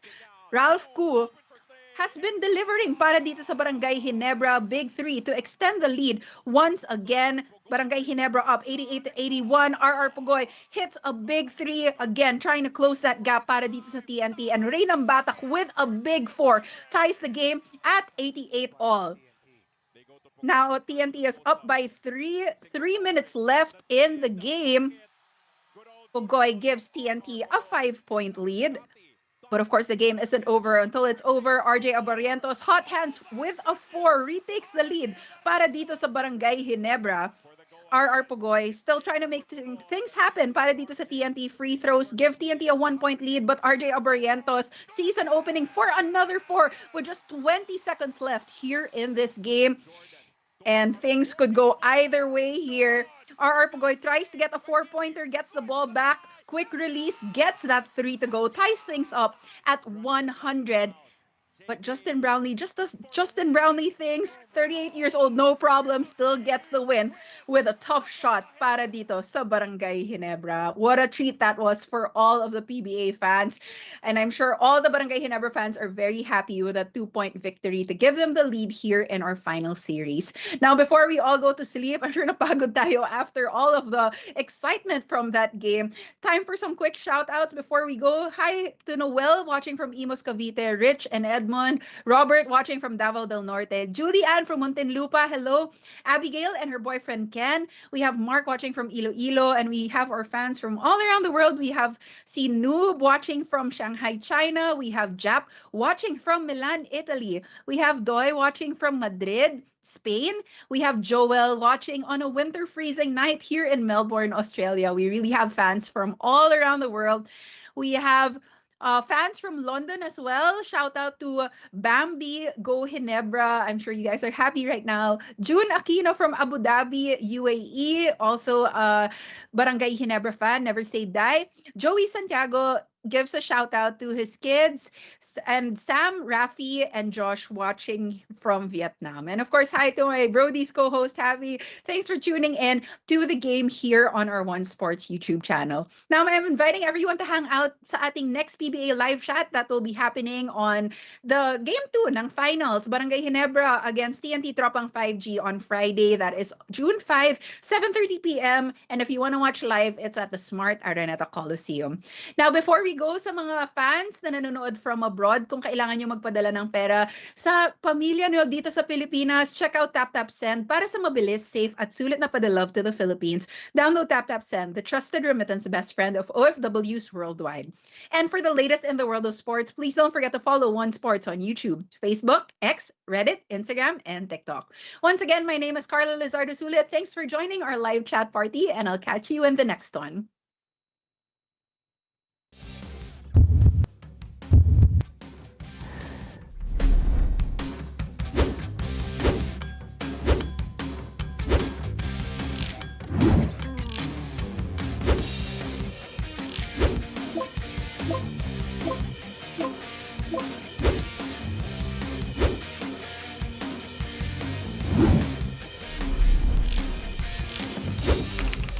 Thank you.